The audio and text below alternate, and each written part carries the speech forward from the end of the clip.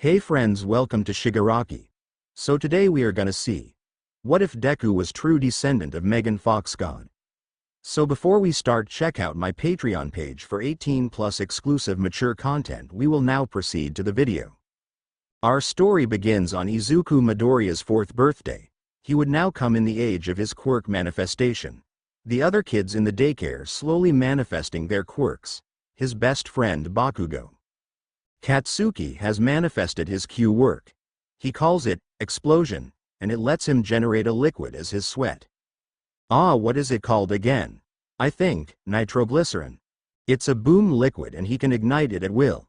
The adults at the daycare say he will be the next #1 hero. But aren't explosions bad? Don't get him wrong, he likes the idea of giving something bad a good look, but his personality is as explosive as his quirk. I even saw him accidentally hurt someone who hasn't yet his quirk, but the adults said it was okay and that accidents happen. They then just went back to praising how great his quirk is. Is that all there is? Is quirk the only thing that matters? Izuku isn't dumb. He noticed the signs of his quirk but told nobody about it. He was a bit scared of only being reduced to his quirk. He wanted to be seen as a person and not his quirk. The signs for the manifestation were, for example, that he started to have strange dreams about the past. At least he thinks it's the past. He got calmer and his senses got stronger. He can see all things so much clearer and his hearing got better, but the sharpest increase is his sense of smell and his presence perception. He can feel the people around him. He can also feel emotions around him, which makes it quite difficult to hide his quirk parts from others. But that didn't matter today. Today is Sunday, so he and his mom got the whole day together. Today was a special day as Inko would show Izuku a recording of her first sport festival at UA. She didn't make the cut to get into the hero course but instead got into the general studies courses. First she was a little bit upset about it, but later discovered that she didn't have what it's needed to be a hero on the scene. She still wanted to help people, so she became a lawyer. Both were wearing cozy clothes. Izuku was wearing a white t-shirt with "t-shirt" on it in black kanji. It is way too big for him, but he had begged his mother until he got it. He was also wearing black shorts. His mother was wearing a orange top and a wine red skirt. Okay Izu-chan, today we are going to watch a video of the UA Sports Festival because I know you like quirks. Inko explains to Izuku, to which he smiles. Oh, an old one or the last one? Asks Izuku excited. That is for me to know and you to find out, she said simply. Oh, and mommy, could you promise me something? I do hope so. Well, could you tell Auntie Mitsuki not when I get my quirk? I want to surprise her. Yeah, I can promise that to you. With that out of the way, they started to watch the sports festival. Izuku easily spotted his mom and told her, "This nice-looking girl with green hair looks just like you." That was divine for her, and she told him that that was herself in the first year of UA. She got to the third part of the festival, a 1v1 fight where she got to fight another girl by the name of Namori Kayama and sadly lost. After that, Izuku lost a little bit of interest in it because his awesome mom was out. She told him that after that she befriended Kayama and was offered a spot in the hero course, but she declined that offer and said she didn't have what it takes to be a good hero.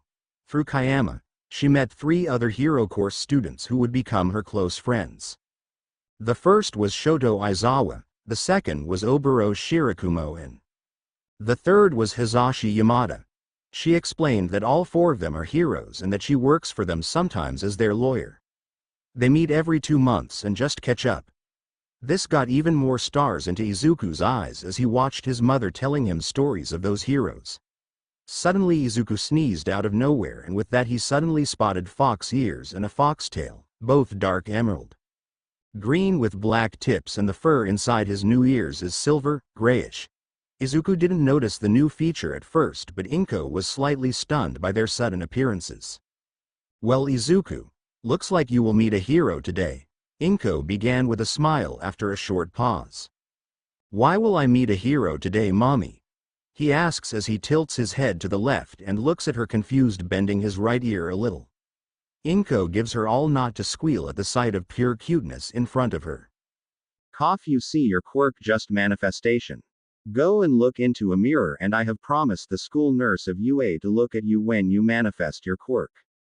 Inko explains as Izuku got up and ran towards a mirror. Inko thought about the quirk. He at least has a fox part to his quirk, but I somehow doubt that is everything. Now that I think about it, my grandmother and my grandfather both had fox quirks, so it is surprising that neither my mother nor me had a fox part to our quirks. Her grandmother's quirk was called Kitsune, and her grandfather's was called Huli Jing. Grandmother, may God have mercy with her in hell. Kitsune was simply her name for it. She had a fox mutation quirk with 3 tails instead of 1. Her grandfather was from China and he could possess inanimate objects. He was a sweet old man, and I will never understand how he ended up with someone like Grandma. Izuku was excited. He finally got his quirk and hopefully could be a great hero like All Might. As he was walking towards the mirror, he suddenly felt extremely tired, so tired that he, in fact, just dropped sleeping. His mom was brought out of her thinking by the soft bump that Izuku made.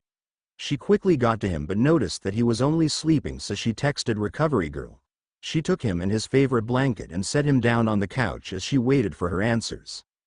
Inside Izuku's dream, he was walking through a forest. He looked around and noticed that it was a sort of evergreen forest with heavy fog around him. The path on which he walked had been paved with stone slabs, and on both sides were stone lamps with candles inside them. Izuku looked around, but in heavy fog he could only see along the path. He looked behind him to find a giant dark red torii. But behind the torii was no path, so he decided to follow the path. As he got to the end of the path, there was another torii and a staircase with about 50 steps, and every 5 steps another one. Izuku decided to go further and got going. As he was by the 9th, he saw 2 fox statues carved out of stone. They were beautifully manufactured and gave him some sort of nostalgic feeling. He could now finally see the sky and saw that it was night time with a giant beautiful full moon. On top of the staircase was a square about 50 meters wide and 70 meters in length. On the far end is an Shinto shrine, and the whole square is surrounded by tall wall. On the Ingawa of the shrine sat a woman. She is 172 centimeters tall. She has long silver hair, big breasts, and silver fox ears and 9 silver fox tails. Her iris is ruby red with 5 silver rays in it from the golden pupils. She wears a black and blood red miko dress. It still wasn't enough to hide her cleavage though. She was taking a drag of a kiseru with a golden mouthpiece and bowl. The wood is a purple color with silver wood grain. Izuku was walking towards her as she was blowing purple smoke out. She was giving him a sense of familiarity. The moon illuminated the square and Izuku stopped in front of her. Her hair was shining in the moonlight, with a much more intense silver color, as she spoke up. "Hello, child, what brings you to me at such a late hour?" she asks with a voice as soft as silk. Izuku blushes a little bit as he looks at her. She is, in his opinion, the most beautiful woman he has ever seen. I am lost. The first moment I was at home and the next I was here," he explains, shuddering a little. She takes a drag from her pipe and smiles at him as she puffs the smoke out. This smile gives him a warm feeling as she begins to talk again. "I see, my child," she started claiming him with her voice even more. "My name is..." With Inko, she just texted Recovery Girl that Izuku had just gotten his quirk. She also told her that he just collapsed out of nowhere and was now sleeping. Chiyo's response was to ask if she and Izuku could come over to UA so that she could check his quirk and monitor him if something happens. Inko wasn't sure but said yes to it. They luckily only live a 10 minutes walk away from the UA main entrances, and she has gotten a special visitor's ID card from the new principal Nezu. As she was walking with Izuku in her arms and his favorite blanket in his grip, she walked through the main entrance into the school building. On her way there she meets Aizawa. The new principal had just offered him a teaching job at UA, but she excused herself quickly because of Izuku but promised to catch up with him next time. She walked into the main building and straight towards the nurse offices. As she got there she knocked and opened the door. "Hello, Lady Shuzenji. It's me, Inko," Inko said as she walked into the room. The room had 3 beds, a desk, a few chairs, some cabinets and a door that led to the storage room. At the desk sat Chio and she turned towards the entrances. "Ah, hello Inko, and didn't I tell you to drop the lady part?" Chio asks, a little bit amused. She got up from her chair and led her to a bed where she set Izuku down. Chio quickly checked him if everything was okay, and as confirmed it to be true, she sat next to Inko and asked her what they were doing and what had happened before. "Well, we were watching a recording of my first year's sports festival," she said, causing Chio to remember that festival as well. "And I was talking about how I met Nomori and the others." Back inside Izuku's dream. "My name is Miyatsuki, but I think you know me as Inari," she revealed, shocking Izuku. "Excuse me, I Inari-sama, but why am I here, and where is here?" Izuku asks as he bows to her, returning to his stuttering. Her response was a warm smile and a slight hand motion. With the motion she created a pillow beneath Izuku and the smile erased his fear. "Please sit, my child, and please drop the sama and call me Mia, okay?" she asks, to which he nods. She takes another drag at her pipe and puffs the smoke out before she continues. "And you are here because you finally manifested your quirk. A quick congratulation is in order. But before we go too deep into that, I give you a quick lesson in history. Quirks are by no means a new development. I can't say why they are so much more common now, but I know that everything magic, supernatural or even divine was caused by a quirk one way or the other. In old Japan, gods and yokai were all people or animals with quirks. I personally knew the Jorogumo and also Amaterasu. And yes, Jorogumo really married a lumberjack, but she never ate people. Amaterasu is really the mother of the first emperor of Japan. But I met many more. I later traveled the world and met many different people. I met Merlin and other immortals that told stories from many different beings that all would become gods or legends. The rate of people and animals with quirks dropped drastically in the 17 to 22 century. To this time many other immortals died, and as far as I know I was the only one left. I retreated back into Japan. I hid inside a shrine to avoid humans as much as possible. Their wars were stupid and disturbing, so I spent my time doing art and learning new skills. But with the internet I lost a good chunk of interest in the outside world.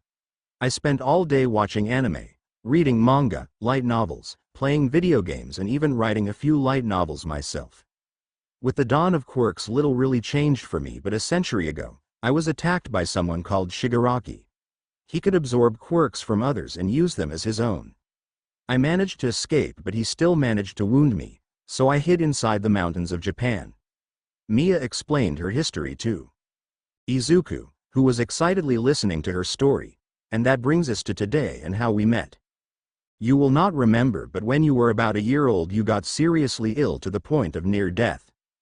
I sensed that you were destined for greatness and you are a descendant of mine, but not an ordinary one. It could have even been that you develop soul on your own.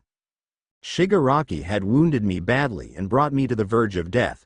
We both were at that time, so I decided to rescue myself and you.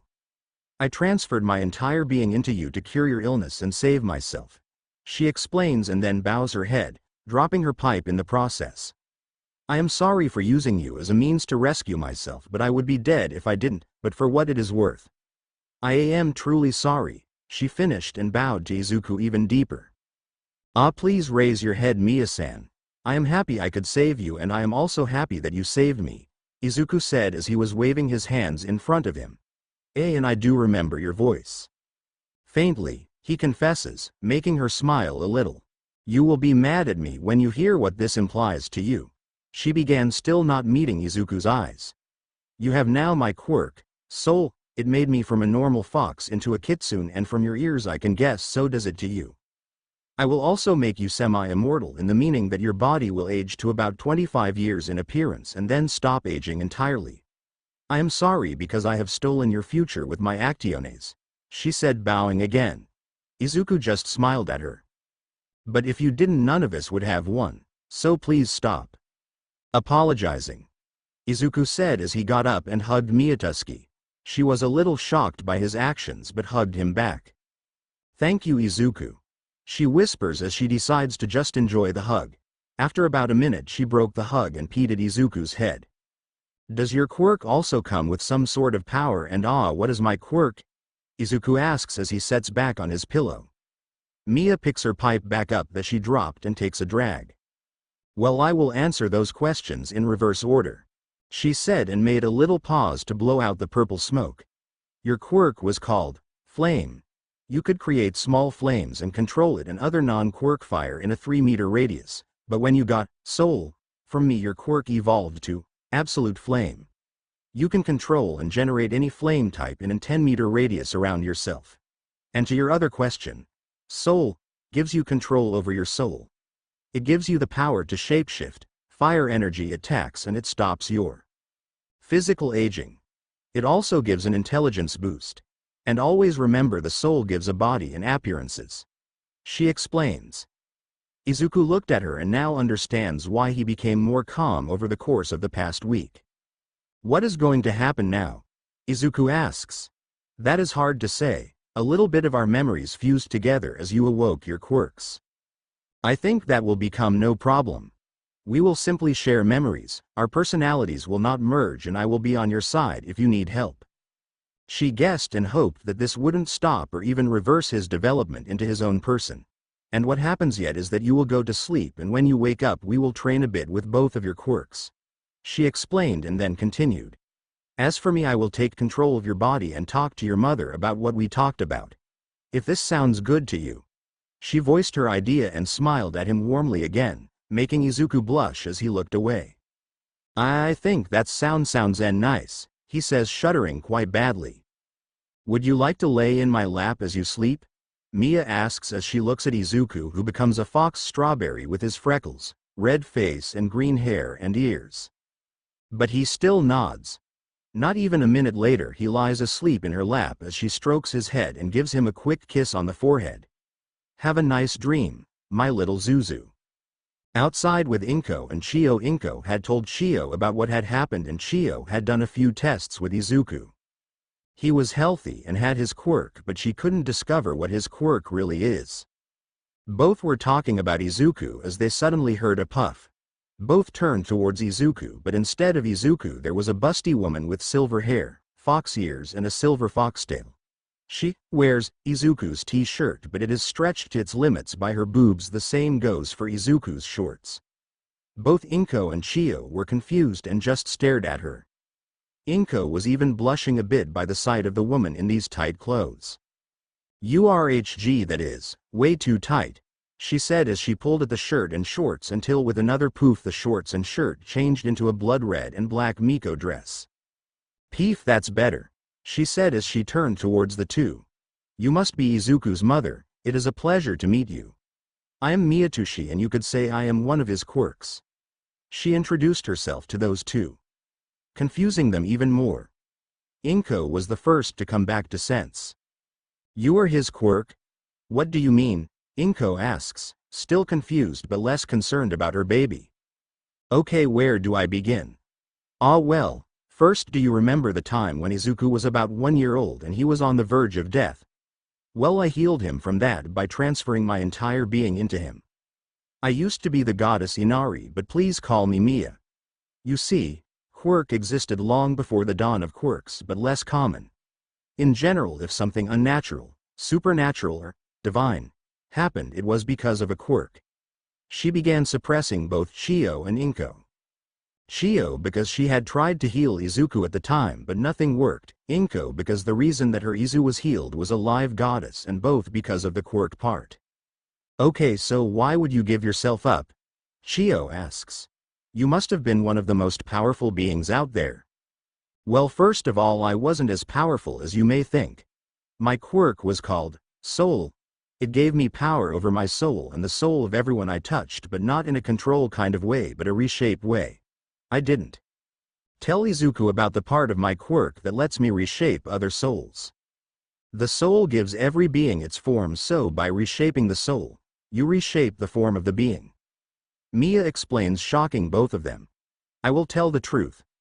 I didn't always do good with my power, and I didn't want Izuku to get a bad idea because of it. I will still watch him and stop him if needed. And tell him a little bit later about the second a spaced of soul, she says, a bit sad about her past. Second, I was mortally wounded a century ago. Not even I could heal the wound. I was dying at the time, so I decided to use the last bit of my life for a last good deed. She explains as she summoned her Kiseru to take a drag but was stopped by Inko, who teleported in front of her and grabbed it. That is still my son's body, so no smoking. Am I understood?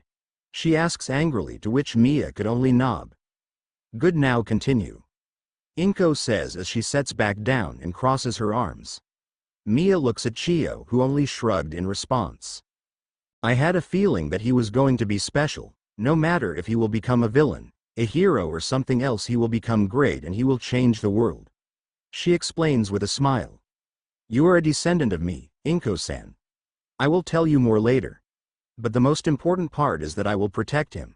She finished as she crossed her arms and closed her eyes. I had 2 questions. Chio began, to which Mia nodded. Could you heal someone with your quirk, and who was it that wounded you? Asks Chio as both Inko and Mia look at her. Well, I used to heal with my quirk. I used it to heal Nobunaga Oda from a mortal wound. She says as she looks with a smile out of the window, which vanishes quickly. And the person that wounded me called himself Shigaraki, and he could steal quirks by touching a person.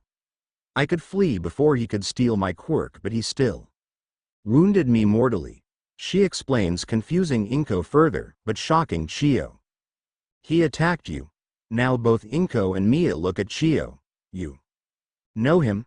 I don't know him, but I heard of him. He was named after his quirk, All for One, because nobody knew his name. He killed Nana Shimura about 10 years ago. She was a friend of mine and the mentor of All Might. Only Nezu, Gran Torino, All Might and me know about him and how dangerous he is. Chio explains. But neither I or any of the others have heard his real name. Chio explains. This frightens Inko. So will he now be after my little Izu? She asks, concerned. I don't think so.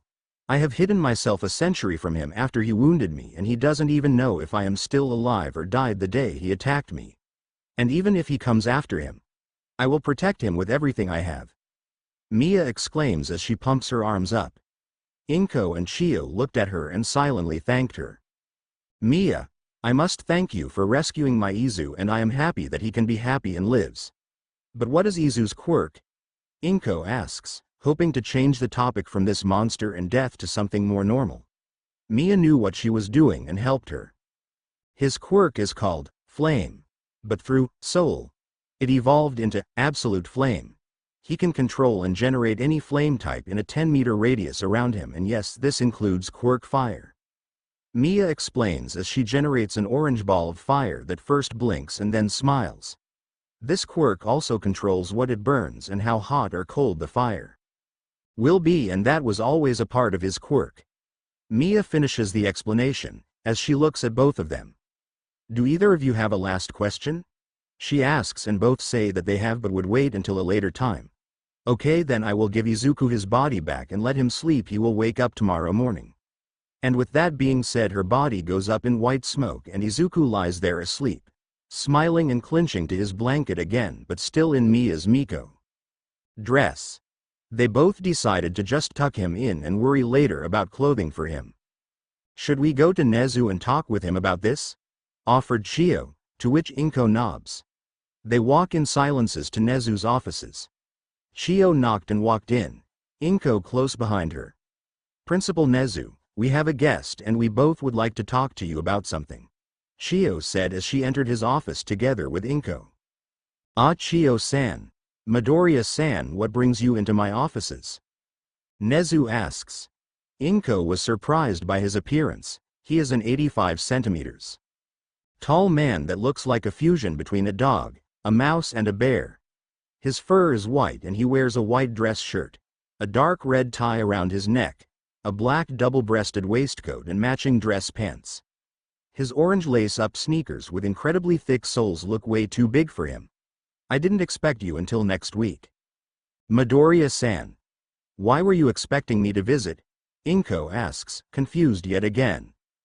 Ah, so you didn't get the invitation. I have sent you an invitation to discuss a potential job as UA teacher.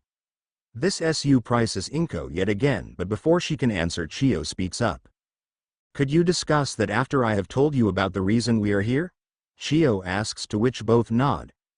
Okay, it is about Inko's son. His quirk awoke today and he is a special case.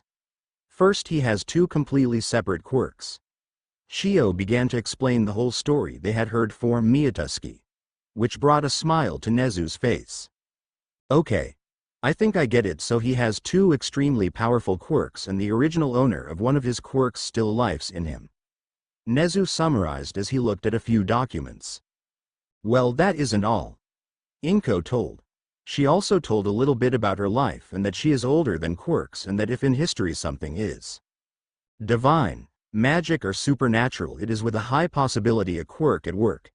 This got a mad laughter out of Nezu as he splashed his tea into his mouth and over his clothes. Ha ha ha, finally.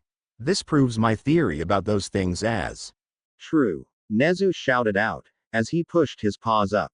Cough, I see, so this Miyatsuki is also known as the goddess Inari.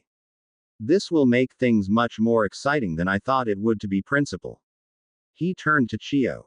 Thanks for the information on everything and also about All for One, Chio-san. I would now talk with Midoriya-san about the teaching position. He nods at Inko. Could you please go and check on Izuku-san if everything is okay? He asks. That is my job, Chio said as she turned to Inko. I hope you take this opportunity, Inko. She said as she left the office and got back to her office to check on Izuku. Before we start, would you like some tea, Midoriya-san? Nezu offered, as he motioned towards his tea set. I would love to, and please call me Inko. Inko said. I don't have a special wish for tea, please recommend me one. Oh, with pleasure. How about a green tea for the start? Nezu recommended, which Inko answered with yes. Nezu served her the tea and began to speak. So, Inko-san, I would like to invite you into UA as our new law teacher. We would be equally paid as the other teachers and you could still work as a lawyer next to it. Nezu told her about the job and what she would do. Inko acknowledged it and thought about it. I haven't used my quirk for anything major in quite a while, so I would need a spot to train at least a little and a license to use my quirk at least at school. Inko began, and I would be good if I had a spot for Izuku to train his quirks when he gets older.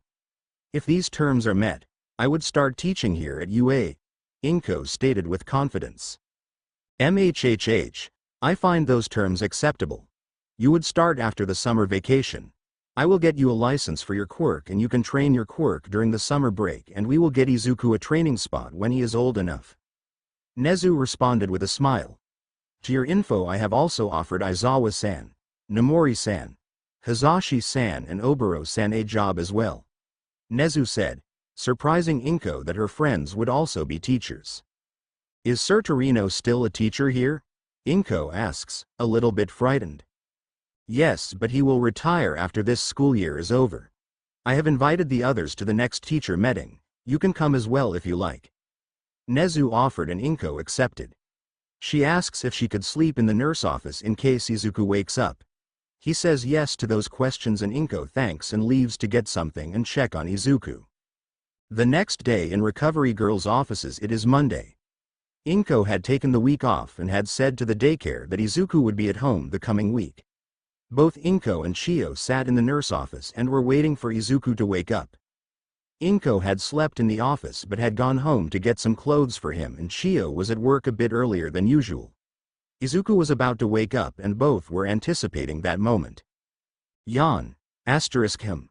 Where am I? Izuku asks as he looks around the room. Oh hello mommy. He yelled out as he jumped towards Inko. Good morning. How did you sleep? Inko asks, as excited as he was. I have talked to Miyatsuki a lot and how my quirk works, he said as he created a little flame ball that smiles. See, I can do it. Please be careful what you do, Izuku, Chio said, a little annoyed. Izuku in response extinguished the flame ball and he jumped a little. Please don't be scared, I won't bite. It was just a concert because of fire safety, Chio says, getting into her friendly grandma mode and pets his head. which Izuku enjoys and even purrs it, a little.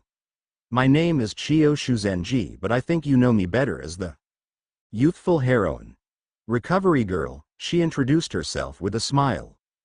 Ah, I heard of you. You are the best healing hero in all of Japan, Izuku said, with a bright smile. It is nice to meet you, recovery girl. And thank you for looking after me. He bows to her a little. Okay Izuku, could you tell me what Mia told you about your quirk and what you feel different? Chiyo asks as she pulls a notepad from her desk and readies herself to write what Izuku says. He tells them about what Mia told him and what he felt and experienced the past week. The memories and that he would only age to the age of 25, physical. He also told them about the feeling of people around him. But he also told the extensive history that Mia had told him about. Both Chiyo and Inko were surprised to hear stories of the past and from figures like Amaterasu on top of it. As he finished, Inko told him that she would be a teacher at UA, which he finds absolutely amazing. Chiyo wasn't really superseded to hear that Soul also gave Izuku a little intelligence boost. Inko had said, as they were talking about his quirk, that he was much more intelligent than other kids his age.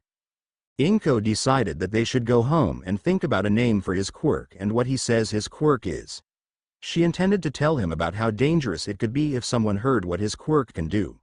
But Izuku came first to her and told her that he didn't want to be praised because of his quirk and that it could be dangerous if somehow Shigaraki heard of him and what his quirk can do. So they decided that Izuku will say his quirk is called Fox, and it gives him fox ears, a foxtail, and sharpens his senses. He told Inko that he would talk a bit with Mia and that he would wake up when the meal is finished. Inko agreed and said that he should greeting Mia from her. Izuku lays on the couch and quickly goes to sleep. Izuku's dream, he finds himself where he left off last time, in the lap of Mia. She was again petting his head. He enjoyed it and closed his eyes for a moment to simply enjoy it. She stopped after about 5 minutes and he sat up. This time the square was illuminated with daylight. The square was surrounded by evergreen trees about 20 meters tall outside of the wall. The sky had a turquoise color. And as he looked around he noticed that there were 2 suns. The first one is a flaming orange, yellow, reddish color. She was to the right over the trees from the shrine building. The second is to the left from the shrine building. She has a purple, pinkish color with black and blue spots. The square walls have black roof tiles on top and the walls have wine red support beams and pillars. Izuku turned now to Mia, who was smiling at him. "Good morning, Mia-sama," he said as he bowed a little. She now looked a little bit annoyed. "Drop the formalities. But if you must, then please call me Mia-ne or Oni-san," she said, not being 100% serious, but Izuku liked it. "Okay. Mia-ne-san," he said with a 1,000-watt smile. After seeing that smile she couldn't say no, so she just stuck with it. "What are we talking about today?" Izuku asks, with a now curious look. "Oh, and I'm supposed to say hi from Mom. So hi." "That's kind of her. And to your question, I would say I could tell you a little bit about your quirk and this place," Mia said as she gestured to the square. "This square represents your body, the things in it your subconsciousness. The suns are your quirks and this building is your knowledge, and if you look inside, you see it is mostly empty. The shrine has 2 basements, one in the west wing and one the east wing. The one in the west wing represents your memories, the one in the east mine." She began, showing him around as they were talking. In the main hall of the shrine where the altar would normally be are 2 kakimono. The left one has a flame one. The background is black and the flame is orange, red with a few purple and blue spots. Over the flame in black kanji are the words, Absolute Flame. The right one has a black background as well, and on it is a purple, bluish orb with pink and white rays around it and green cracks over it. The black kanji over the orb displayed the word, Soul. In front of the kakimono are 2 pedestals with 1 book each. Izuku was too short to look at them, so Mia lifted him up and showed him the book. The one in front of the fire kakimono is a black book with a golden flame on top of it. Inside the flame is an emerald. The one in front of the soul kakimono is dark purple color and has silver metal ornaments like circles or petals. In the center of them was a ruby. The book also had a gold look on its side. "Why is this book locked?" Izuku asks as he points at the soul book. "I don't really know why it is locked," Mia said, but Izuku could hear her lying but decided to not push it. Izuku found a mirror in the shrine and looked at himself. He is wearing a Hidatere in All Might colors. If he didn't know better, he had said that his All Might onesie was made into a Hidatere.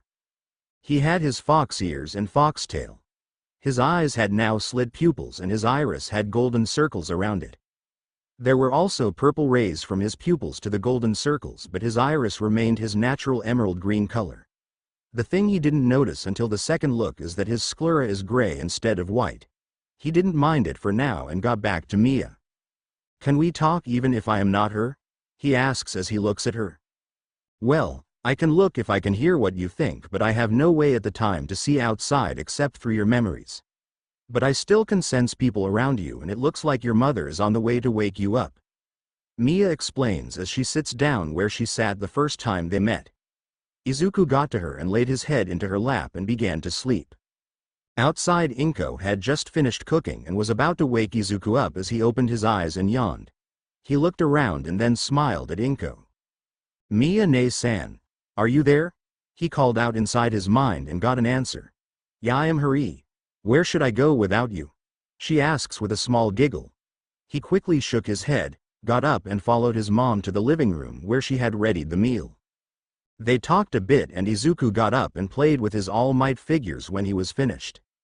They visited the Bakugos and he and Katsuki played together. Meanwhile, Inko talked to Masaru and Mitsuki. Inko also told them about her new position as UA teacher when Katsuki was out of earshot.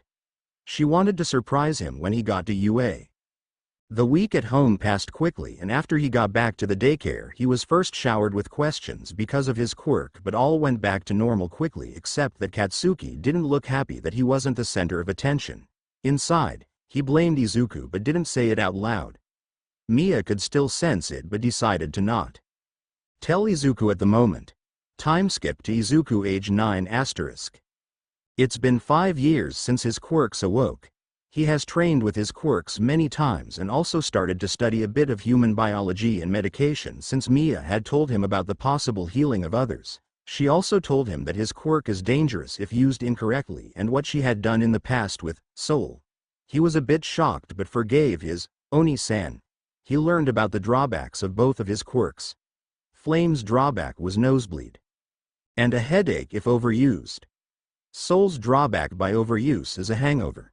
On his 9th birthday he got a second tail but decided to hide it using Soul. Katsuki had stopped talking to him when they were 6 years old, but Mia said that it is his decision to make and that Izuku shouldn't chase after him, and he agreed. He has also developed a crush on Mia but doesn't know what it is. Inko became a good teacher for the students at UA and divorced from Hisashi with the words, "May God have mercy with him and give him kidney stones." She was supported by her friends and even got a divorce party afterwards. Hisashi didn't even come to a single meeting about the divorce and got nothing.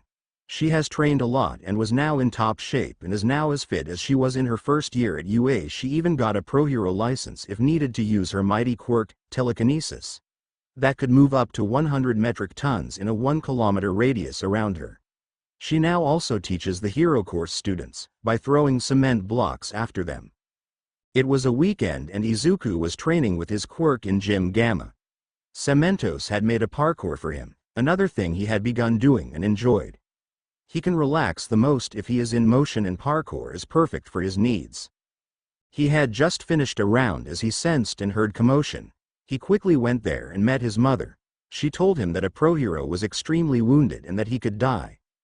Izuku said that he wanted to help, but Inko shot him down and said that he is far too wounded to help him with his healing at the moment. His next instinct was to wait a recovery girl with his mother, so he did that. "Which hero was so badly wounded, Mom?"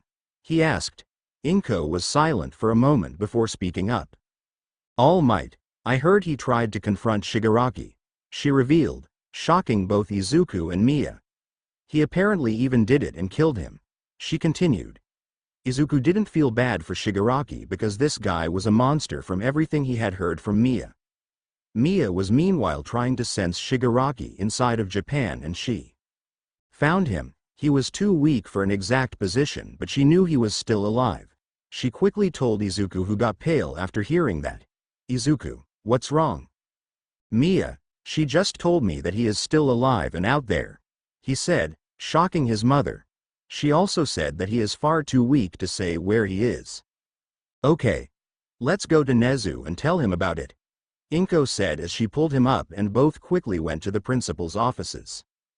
In the offices were Gran Torino, an extremely short, 120 centimeters, elderly man with heavy wrinkles. A scrawny build, gray hair with some bangs hanging forward and a gray trimmed beard. His costume is a full-body monochrome suit along with a yellow cape, a belt with the letter G on it, very thick yellow gloves and boots, and a dark domino mask. Sir Night-Eye, a lean but muscular man with rather sharp and elongated features. He is 200 centimeters tall and wears a plain white suit with gold buttons, a white dress shirt, and a red tie with white dots. He also wears glasses and his hair is green with yellow streaks. And Nezu all talking about All Might's wound. As suddenly the door flies open and Inko and Izuku step in. He is still alive. Inko began before either of the three could ask what's going on. Shigaraki has survived, but Mia says she can't sense him because of his weakened state, but his presence didn't vanish. Inko explains while Izuku was standing behind her nodding restlessly. The three men looked at them, two in confusion and one in distress. That is seriously bad news, Nezu said while the other two still weren't brighter. Gran Torino knew Inko and knew that she was now working at UA, but he didn't know that kid, and certainly not a Mia. Sir Night-Eye was even worse because he didn't know anyone here except for Torino and Nezu. And neither had heard the name Shigaraki before. Cough before you continue. Could you please introduce us so that we all are one the same boot? Torino asks as he looks at Nezu. Inko. Izuku, I think you know those two, but these two gentlemen are Gran Torino and Sir Night-Eye. Gran Torino. Sir Night-Eye. These two are Inko and Izuku Midoriya. She is a teacher at UA and he is her son. He began making eye contact with Izuku to ask permission to tell about Mia. Izuku understands and nods. Okay, Shigaraki is the real name of the villain, all for one. This got a reaction out of both of them. How do you know that? What? Torino and Sir scream over each other. Nezu sighs and Izuku covers his ears because it was too loud. We learned that name 5 years ago when Izuku here got his quirk, Nezu said while gesturing to Izuku, who hid a little behind his mother's leg and waved at silenced both of them in confusion. You see, Izuku here actually has 2 quirks and his second is the imported one. You see, the second one is transferred from someone else. Her name was Miyatuski, or as she was called in the legends, Inari. This let those poor man's jaws drop. First a second transferable quirk, then a goddess. What comes next? Magic is real, both thoughts. She still kind of lives in Izuku's body as her quirk is called soul. She has transferred her soul into him in an attempt to heal him when he nearly died when he was 1. She could resurface with his quirk manifestation. She told him that quirks existed a long time before the dawn of quirks, and that if something is magic, divine or supernatural, it was a quirk. Her quirk allowed her to reform souls and stopped her bodily aging at 25 years old. She has lived for longer than modern recordings of time. She has encountered him once, got to know his name, got mortally wounded and lived to tell the tale. Nezu finished up, giving both men a heading. And Inko, thanks for informing me, but at the moment we can't do a thing about it. You can go back to what you were doing. We will take another time, Inko, Nezu told her. Both Izuku and Inko said good day to the men and went back to the infirmary to help if needed. Nezu and the others talked about what they heard for a bit before they got a message from Recovery Girl saying that he will survive. A week later, All Might have received much damage on his respiratory system, including a missing lung, as well as damage to his digestive organs, including a big chunk missing from his stomach. He is still comatose from Recovery Girl's quirk, the surgery and the high amounts of painkillers that were needed. Recovery Girl has planned to let Izuku use soul today to reform at least a bit of what was lost. Izuku nearly had a panic attack as he saw All Might. He had obviously lost weight and a little bit in height. Mia quickly calmed him down and told him that together they could help him. Izuku quickly laid his hands on All Might. He nearly died out of fanboying overload because he touched All Might, and began to heal him with support from Mia. After about half an hour of careful forming they were done and All Might could heal naturally. Izuku left after that with Inko and Izuku didn't get to know anything about the aftermatch. All Might blinked. He felt weak. Where was he? The last thing he remembered was All for One. He thought, shot up wincing in pain and letting himself fall down. He looks around and notices that he is at UA in the infirmary to be precise. After all those years I still land in the infirmary at UA. He thinks about his final fight and how it ended and he quickly becomes bored just laying there, so he tries to get up again but is this time hit with a can from the door. He looks over and sees Recovery Girl. I'm only 5 minutes away to get a coffee and you do stupid things, Aegean, she said as he looked mischievous back at her, rubbing the backside of his head. I am sorry but I got bored, he answers, getting hit by a second can.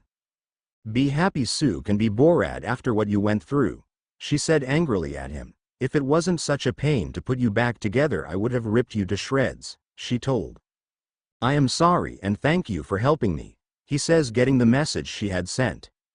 I can't be too mad at you for long after what you went through, she said with a little smile. I will inform Sorahiro, Mirai, Nezu and Detective Tsukachi that you are awake, she said as she got up and walked to the door only to turn around one last time. I think you will completely heal if you don't overexert yourself, she told him and walked out of the room before he could reply. About half an hour later, we're all Gerard around All Might's bed. Sir Nightai, whose real name is Mirai Sasaki, sat to the right of All Might's bed at the headboard. Gran Torino, whose real name is Sorahiko Torino, sat on All Might's left side at the headboard. Nezu sat also left but at the foot end and Detective Naomasa Tsukachi, also known as True Man, sat on the right side at the foot end of the bed. Recovery Girl watched the whole thing from her desk. They were talking about how he ended up here and what had happened to One for All, aka Shigaraki. It shocked All Might to hear the name of his sworn foe. With the knowledge of AFO being alive, All Might said that they needed to find a good candidate to transfer One for All to, just in case. And that they all at least find one candidate in the next 5 years. Chio decided to just let them talk and don't tell them that Izuku healed All Might. Both Sorahiko as well as Mirai knew of his condition and he didn't need more attention from both sides. They talked for about an hour and after that they left, leaving All Might and Chio alone in the infirmary. Time skip to Izuku age 14 asterisk. Izuku sat inside school. He was fairly popular even if he would nobody call his friend here. The teacher was saying something about the future and the career they would choose. But who am I kindin', you all want to become heroes, he said as he threw the application papers into the air. It will be fun to collect, thought Izuku as he looked at the flying papers as everyone around him used their quirks. Ha ha ha, you all have great quirks but it is forbidden to use them at the school, the teacher said.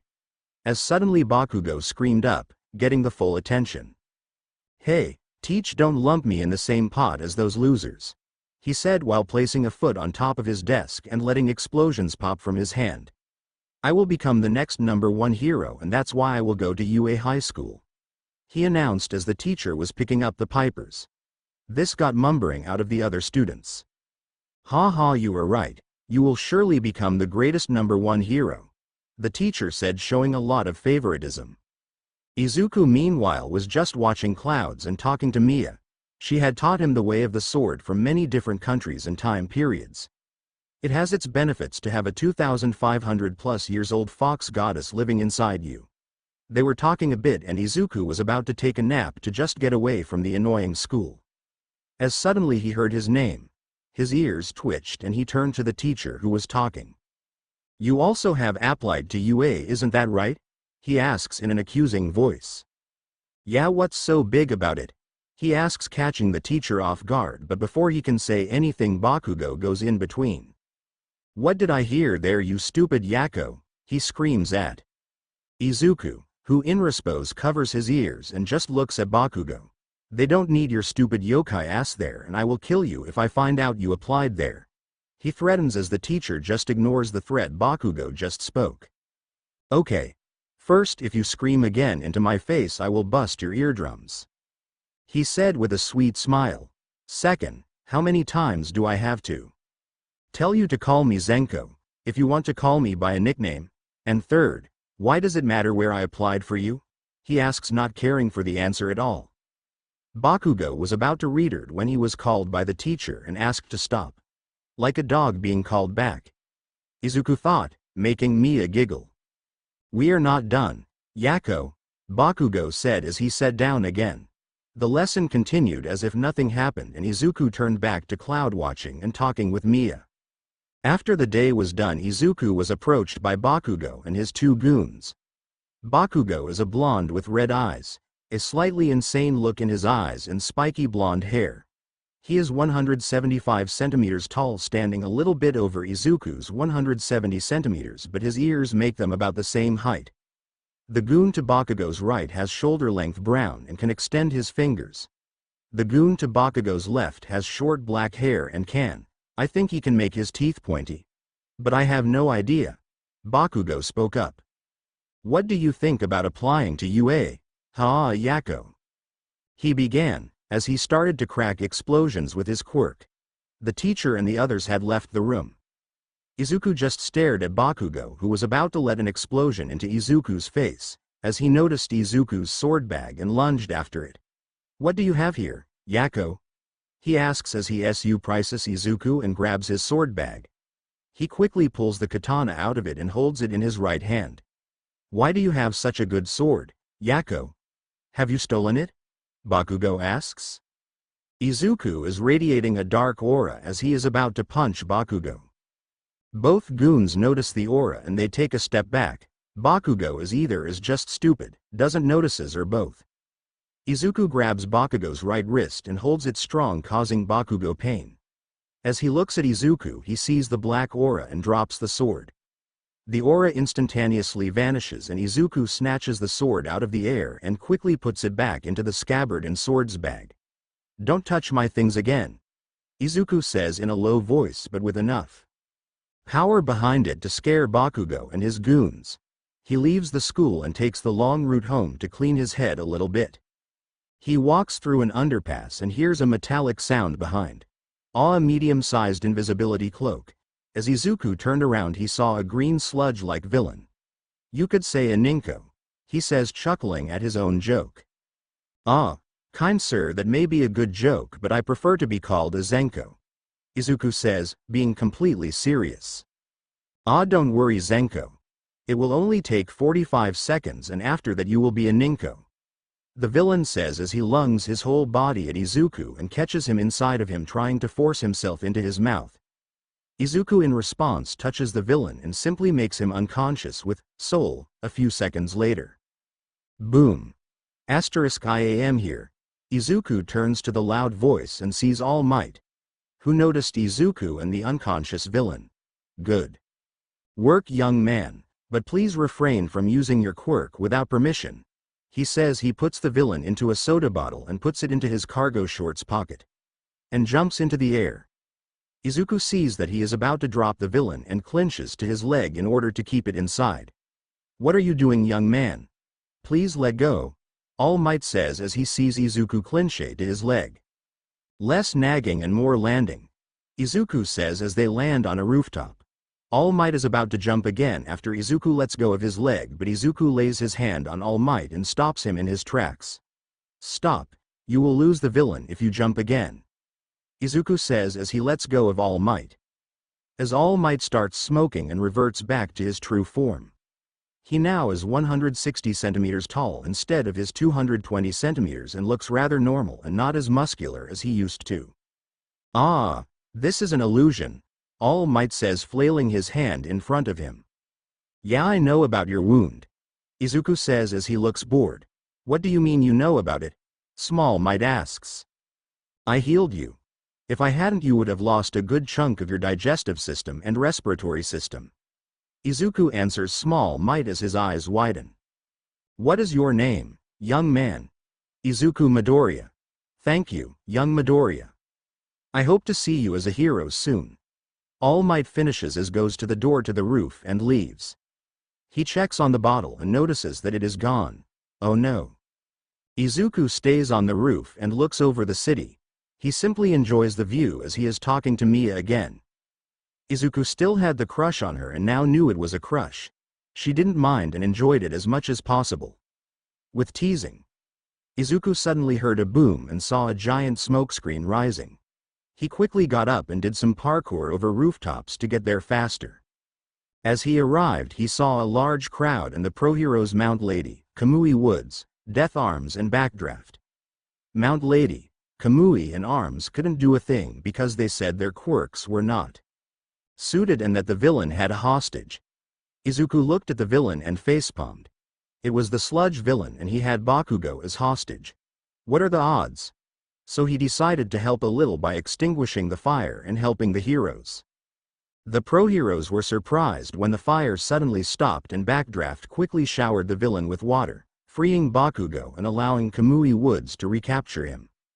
Izuku left the scene wiping blood from his nose as he walked home. But he was stopped again by Small Might. Hello again, young Midoriya. He said.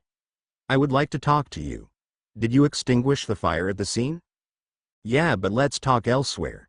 Izuku replied and guided All Might to his home. I am home and I have All Might with me, he announced into the house, causing All Might to choke on air. That's great, say hi from me.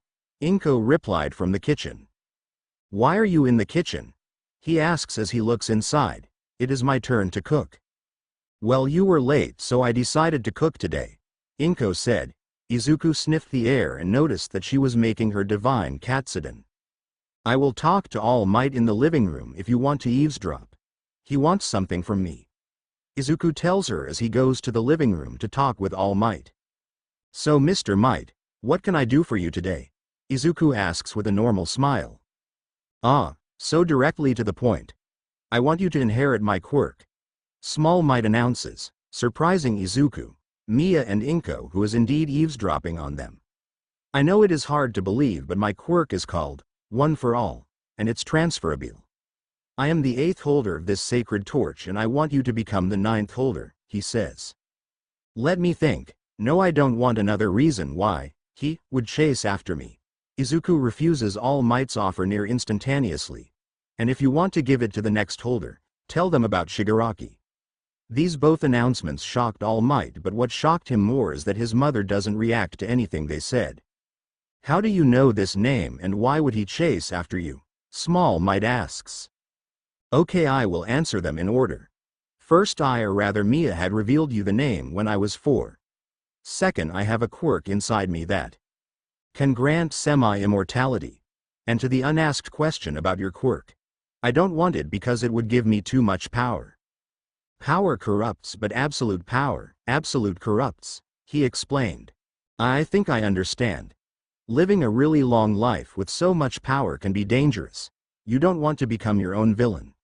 Small Might said, but the smiles. I hope to see you at UA. There is a long silence. Please don't tell anyone. Izuku and Mia are sitting together on the Ingawa of the shrine in Izuku's mind. Both had mangas in their hands.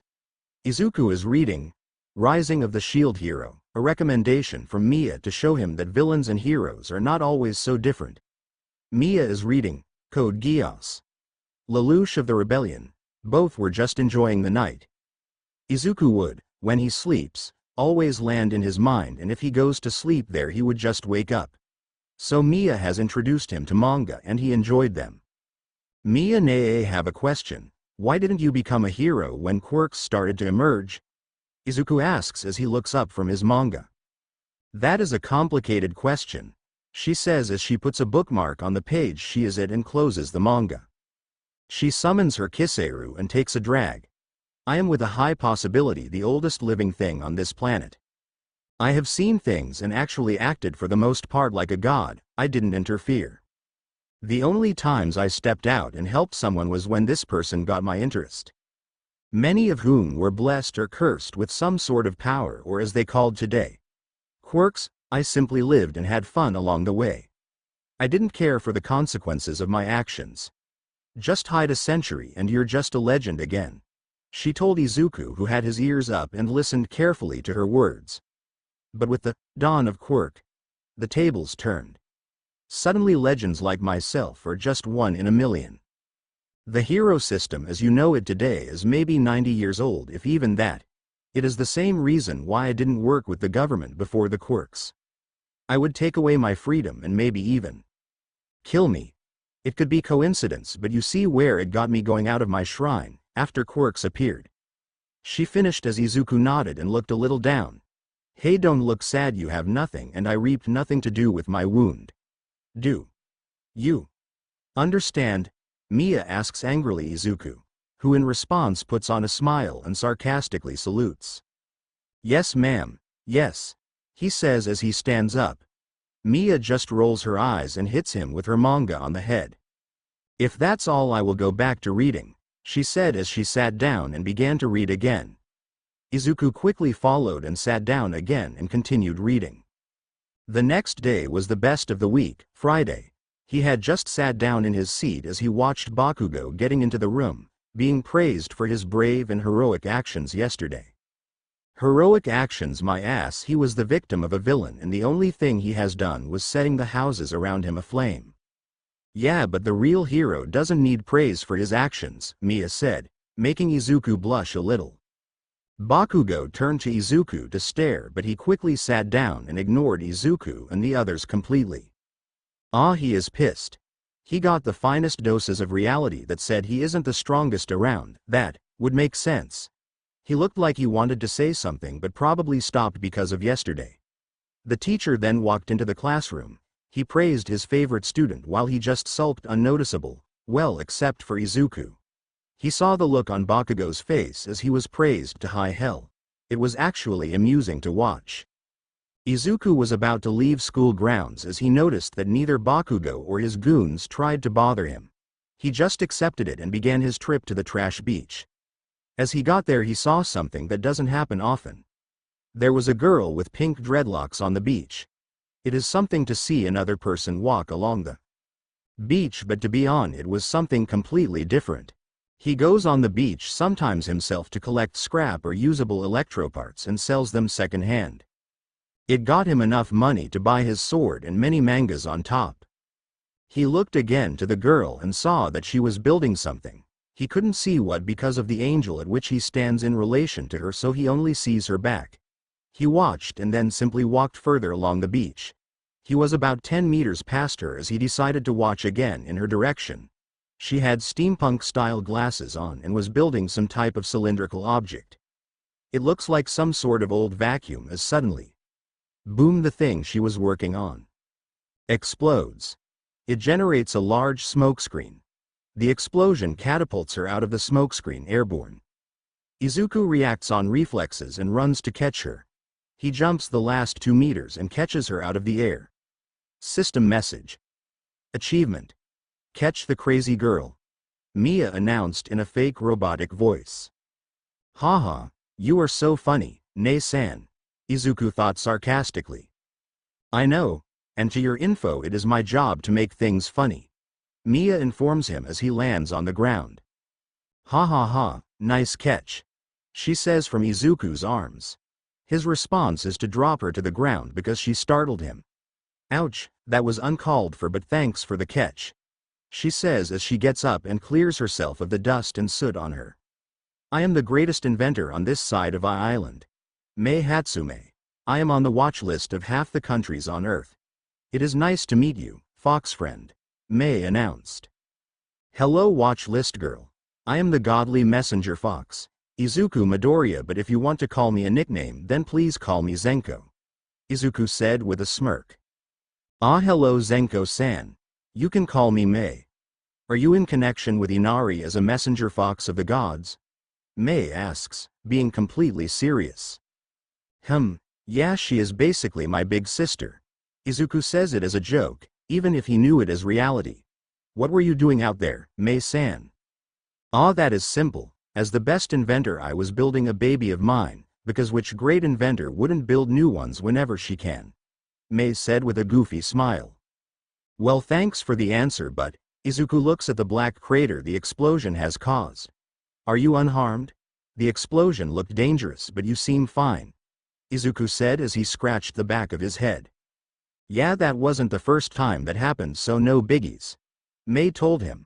But Zenko, are you my goddess-sent test dummy? I need more data if I want to get into UA, and you seem super fit. Izuku is about to say something as he remembers what Mia told him. A woman always gets what she wants. But before he agrees, they're approached by 3 other people. A girl about 157 centimeters tall. She has long white hair all the way down to her butt. Her eyes are ruby-colored and she has white bunny ears and a white bunny tail. She wears black training shorts, a black sports bra, and black sneakers. A boy about 170 centimeters. He has slightly spiky black hair. His eyes red as well. He wears red sweatpants with a black strip, a red tank top and red Crocs. Behind those 2 comes Small Might. He wears the same outfit as yesterday. A baggy white shirt and green cargo shorts, but as Small Might those are cargo pants. Is everything okay? We heard a loud explosion. Small Might began and immediately recognized Izuku but didn't say anything. Izuku put his hand on Mei's mouth and he began to talk. Well, we are fine. Mei here was building on one of her inventions as it suddenly exploded. Nobody was harmed, Izuku explained as he pointed to the black crater. He then turns to Mei. What were you even building that could explode like that? I think it was some form of support gear for the hero. Heat blast, and I connected the poles the wrong way, Mei says, making the other go silent, and Izuku facepalms. Let me guess, you used a microwave transformer? Izuku asks as a joke. Yeah, those things give power, Mei said, stunning them all again. So Zenko, would you now come along? We have babies to make, Mei said seriously, making the others blush. Inhale, exhale. Okay, please wait a moment, Mei. I want to know those 2 first, Izuku says as he points to the boy and girl that accomplished All Might. I am the great Rumi Usagiyama and this idiot is... I am Enjiro Kirishima. Both introduce themselves. Cough, my name is Toshinori Yagi. It is nice to meet you. Small Might introduce himself. Aha. Hello, I am the great Mei Hatsume and this is my divine messenger Fox, Zenko. So you now know their names. Can we go now? Mei introduces herself and Izuku and then turns to Izuku for her question. Izuku just sighs and turns to the 3. I would like to talk more, but Inari-sama has taught me that a woman always gets what she wants. We can talk the next time we meet, Izuku says as he is pulled away by Mei. Izuku stopped simply being pulled along and walked next to Mei. They started to talk for a bit as Izuku got an idea made by Inari-sama. Hey Mei. What do you think of mechs? Aha, that's simple. I want to build one myself. But I lack material and I have no idea of the design or anything important, Mei said, sounding a bit sulky. If I gave you a design idea directly from Inari-sama? Izuku asks as he searches for something on his phone. Aha, that sounds wonderful. We could even use it to get into UA, Mei announced. Meanwhile, Izuku had found what he was searching for and presented it to Mei. Here, this is a so-called nightmare frame. ARPI 11 Glasgow, to be exact, Izuku said as he showed Mei a picture of the mech. It is from an anime manga series called Code Geass. This model is the first mass-produced in the anime and aham * Inari-sama, though it would make a good starting point to build a mecha. Izuku explains while he hears Mia laughing in his head. Oh, that is perfect. It even has description about height, gross weight and armor material.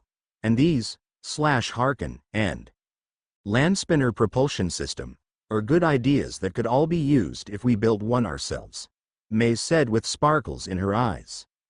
Ah yeah, sounds good, but, are we? Izuku asks, a little confused. Yeah, you are my personal messenger Fox for Inari-sama and I would never give up a test dummy like you, Mei said as they keep walking. Izuku just sighs and goes along with it. They arrive at Mei's house. It is a normal-looking house with a wide yard and 3 separate garages. They walk up to the second garage with Hatsume Industry, 1 the door. Mei opens the door and in it is her workshop. A simple workbench, many power tools and left and right storage racks with machine parts, electronics and different kinds of metal, all mixed up. She also has a drawing table and a wall full of her designs. Okay. The first step is to make blueprints for the baby. Mei exclaims as she sets herself in front of the table. Zenko, please start my PC and pull up a few pictures of this, Glasgow, Mei ordered as she scripted a few numbers down. Including the height of 4.24 meters and the gross weight of 7.35 metric tons. Ah, your computer asks for a password.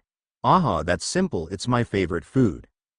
Mei, we literally only met today, so please tell me what it is. Pudding. Mei exclaims while Izuku mumbles something. Where did she get the pudding? I mean, never mind, there is a mini fridge under her desk. Izuku thought, as he pulled up a few pictures of the Glasgow from different angles. Here they are, Lady Mei. Izuku says with as much sarcasm as humanly possible. Mei still doesn't get it. They spent the next 2 hours drawing the plans. Mia giving her input now and then. They didn't know how to build a fact sphere, so they decided to put cameras into the head. The head has fox ears and the fingers have claws. Things like the hooks and land spinner will stay the same. But the biggest difference would be the armor. Instead of tungsten, they would use steel and aluminum. They also named the unit after the idea of Mia. The unit's name will be Mickey. So Mei, what are in the other garages? Izuku asks as looks over the plans for Mickey. Well, the first one is for my dad's cars, but the other is empty except for a few of my babies. Mei said as she looked over the blueprints again. Okay, then here is the plan.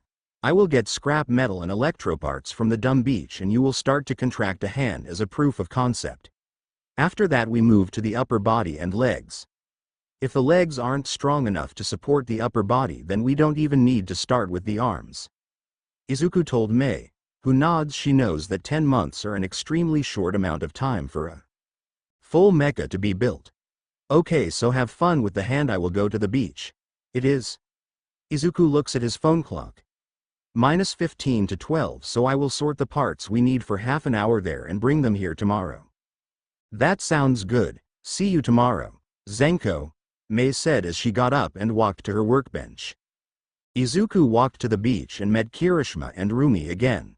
They were cleaning the beach of the trash for a challenge from All Might. He told them that he would need stuff from the beach, mainly metals and electronic devices. They agreed to help Izuku a little to sort. They also found a car trailer and Izuku said he would pull it to Mei's house.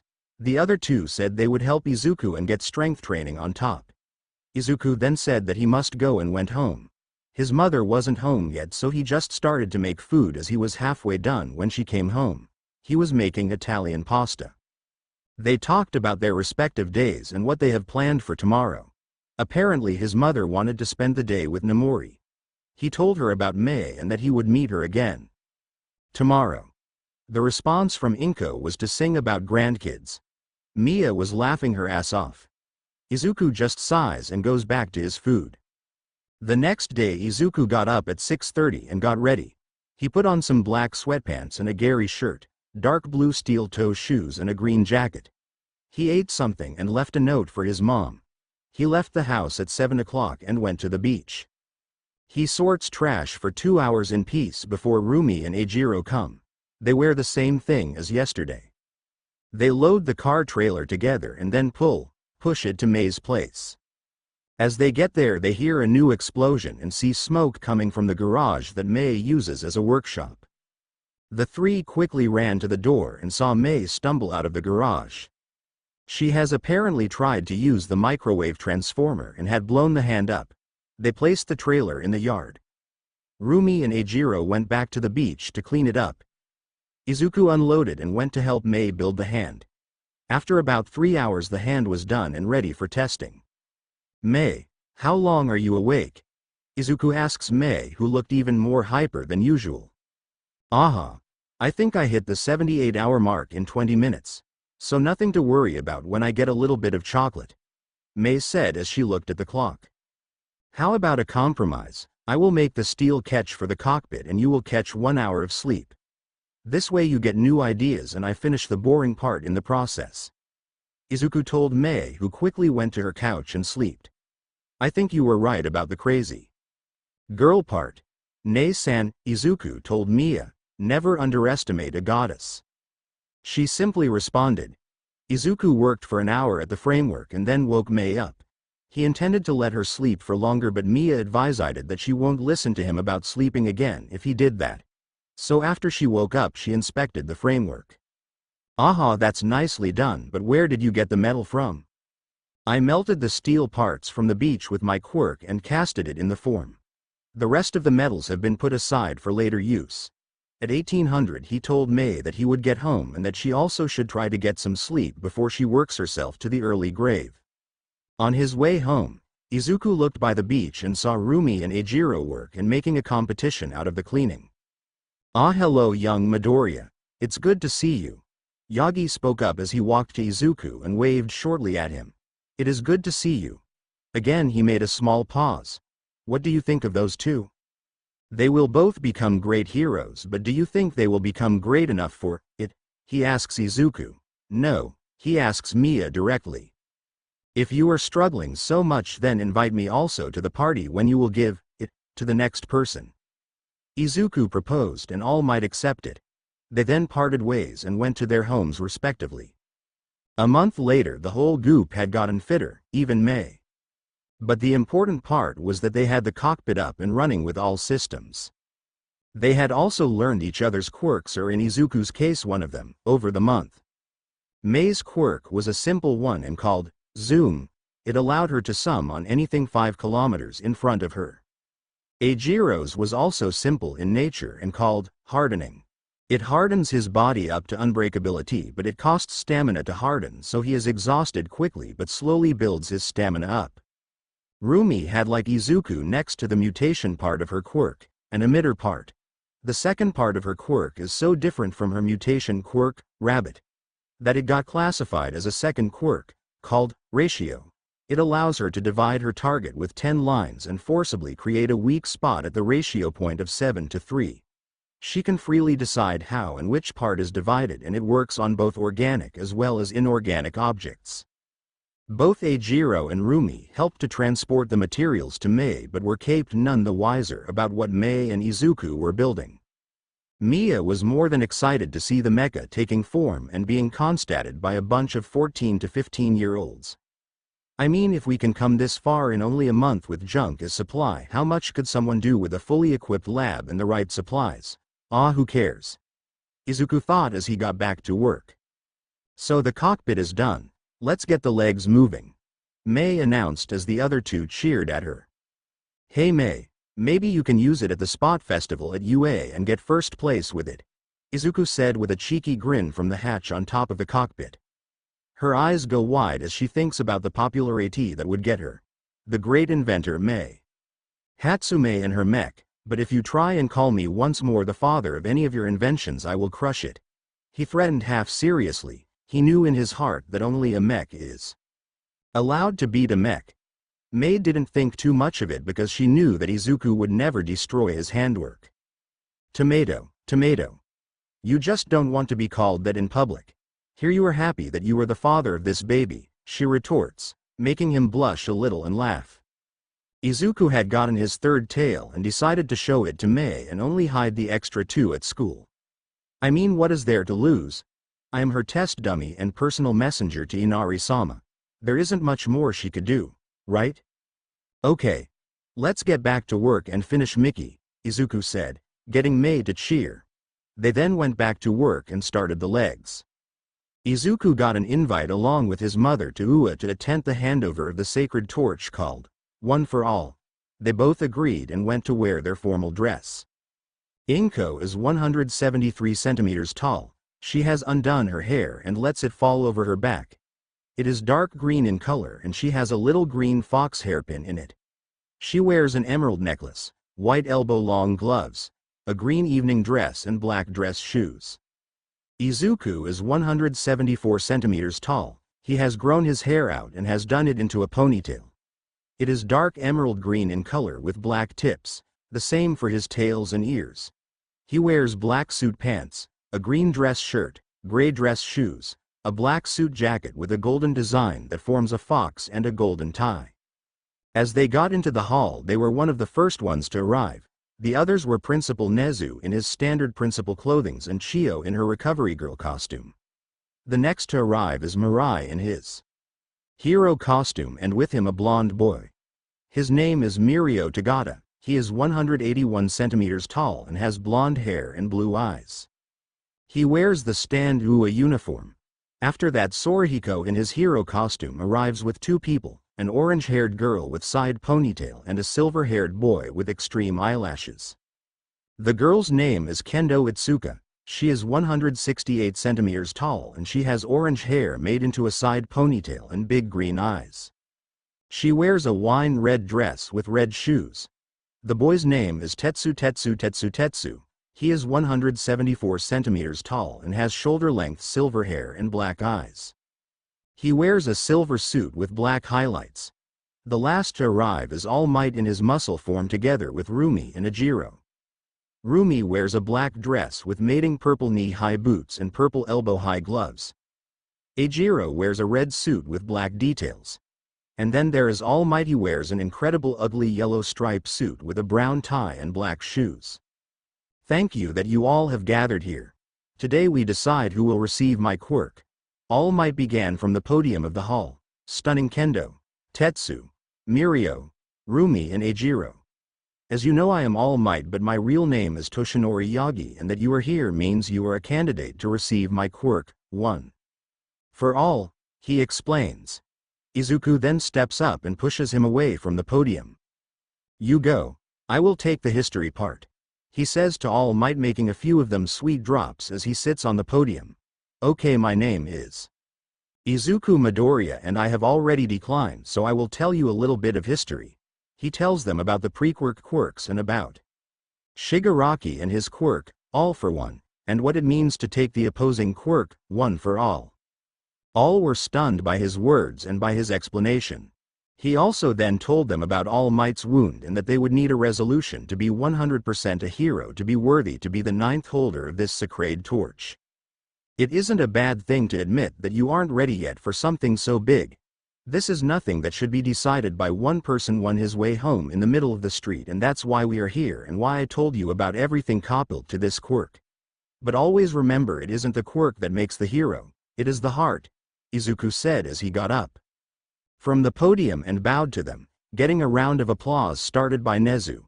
As the applause died down, he spoke up again. Could I talk with the candidates alone to decide which one should receive it, Nezu-san?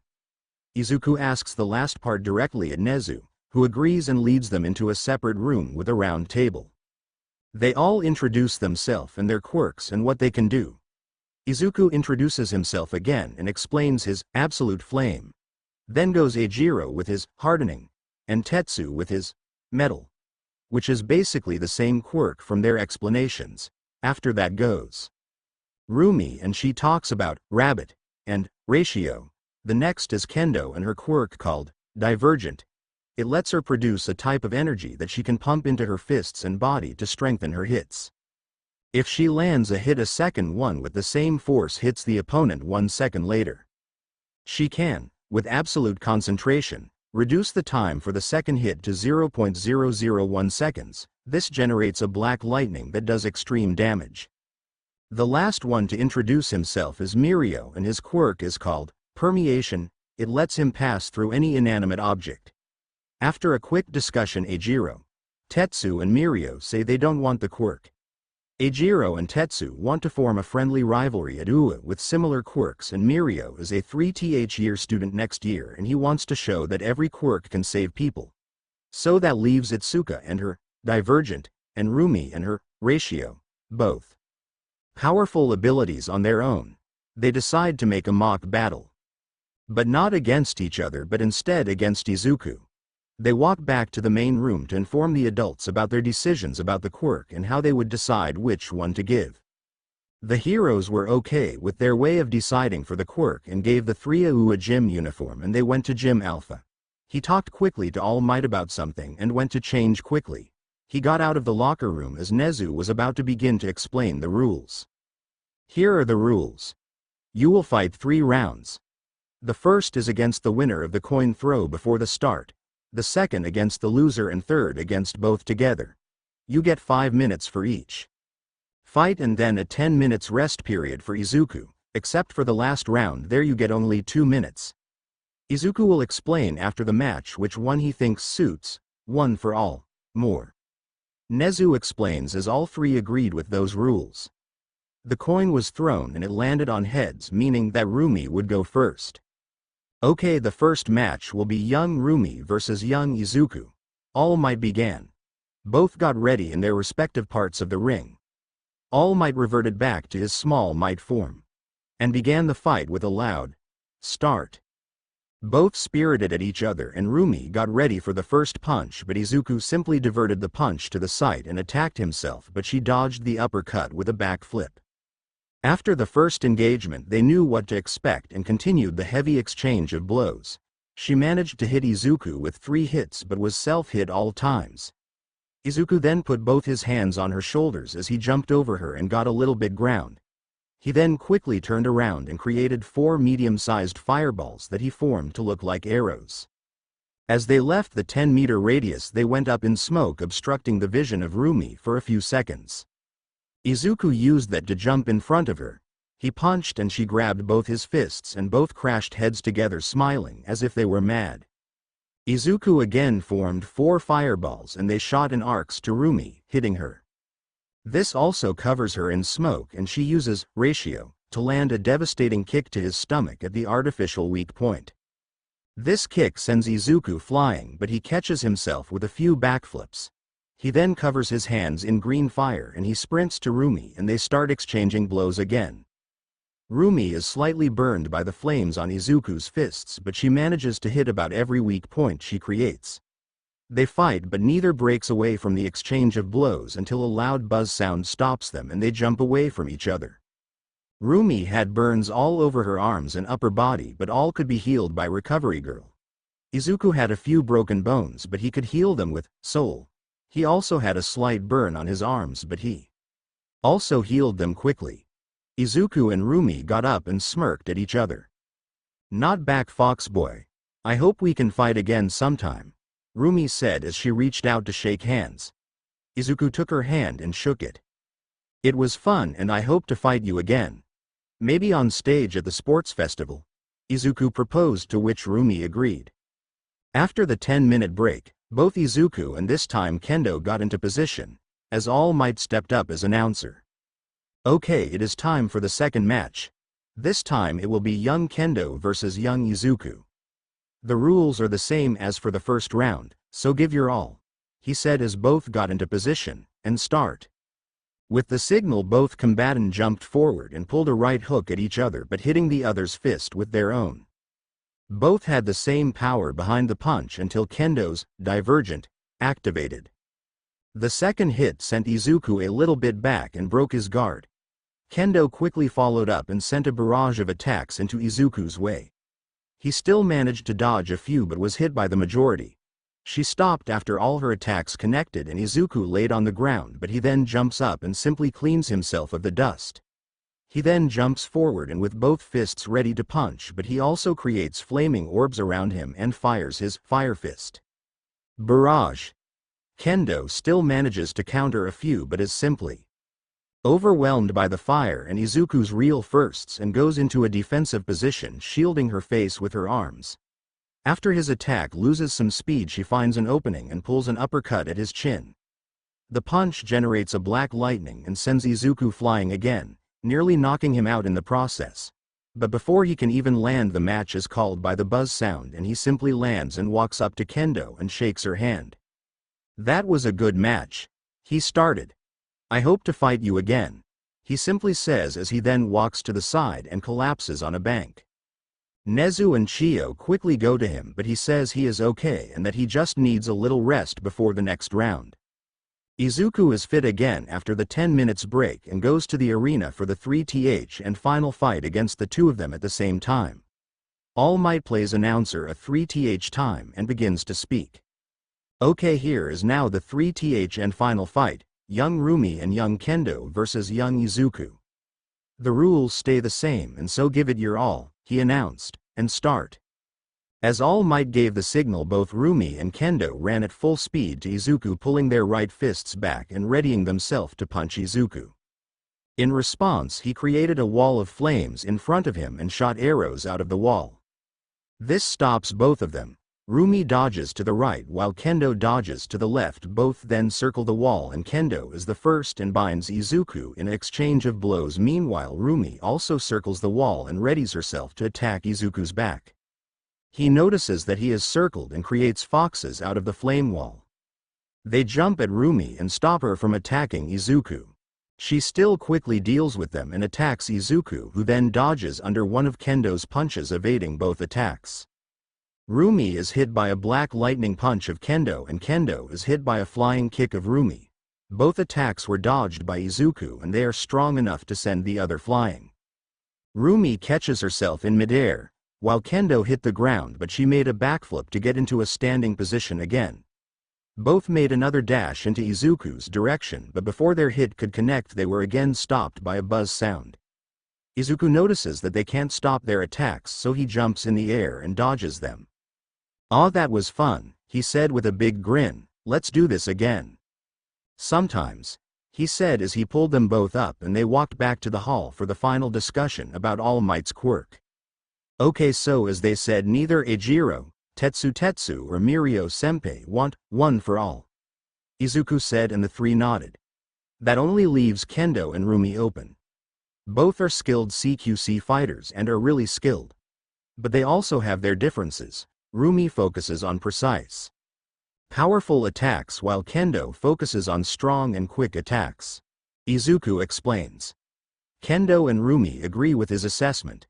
"I have asked All Might and he knows less about his quirk and how it works than everyone else here, so that means I must, in relation to his fighting style, make the decision, and I would say that Kendo would have better ways to integrate the quirk into her style," he said. This shocked Kendo a little and made Rumi sulk a little, but she is quickly over it and congratulates Kendo. The others agree with his evaluation. The rest of the day is spent bonding between the teens. Tetsu and Eijiro challenge the rest to an arm wrestling competition. They all agree and they draw lots. The first pair is Eijiro versus Mirio, with Mirio as the winner. The second, Rumi versus Kendo. It ends with a draw, and the third, Izuku versus Tetsu, with Izuku as winner. The last round is Mirio versus Izuku.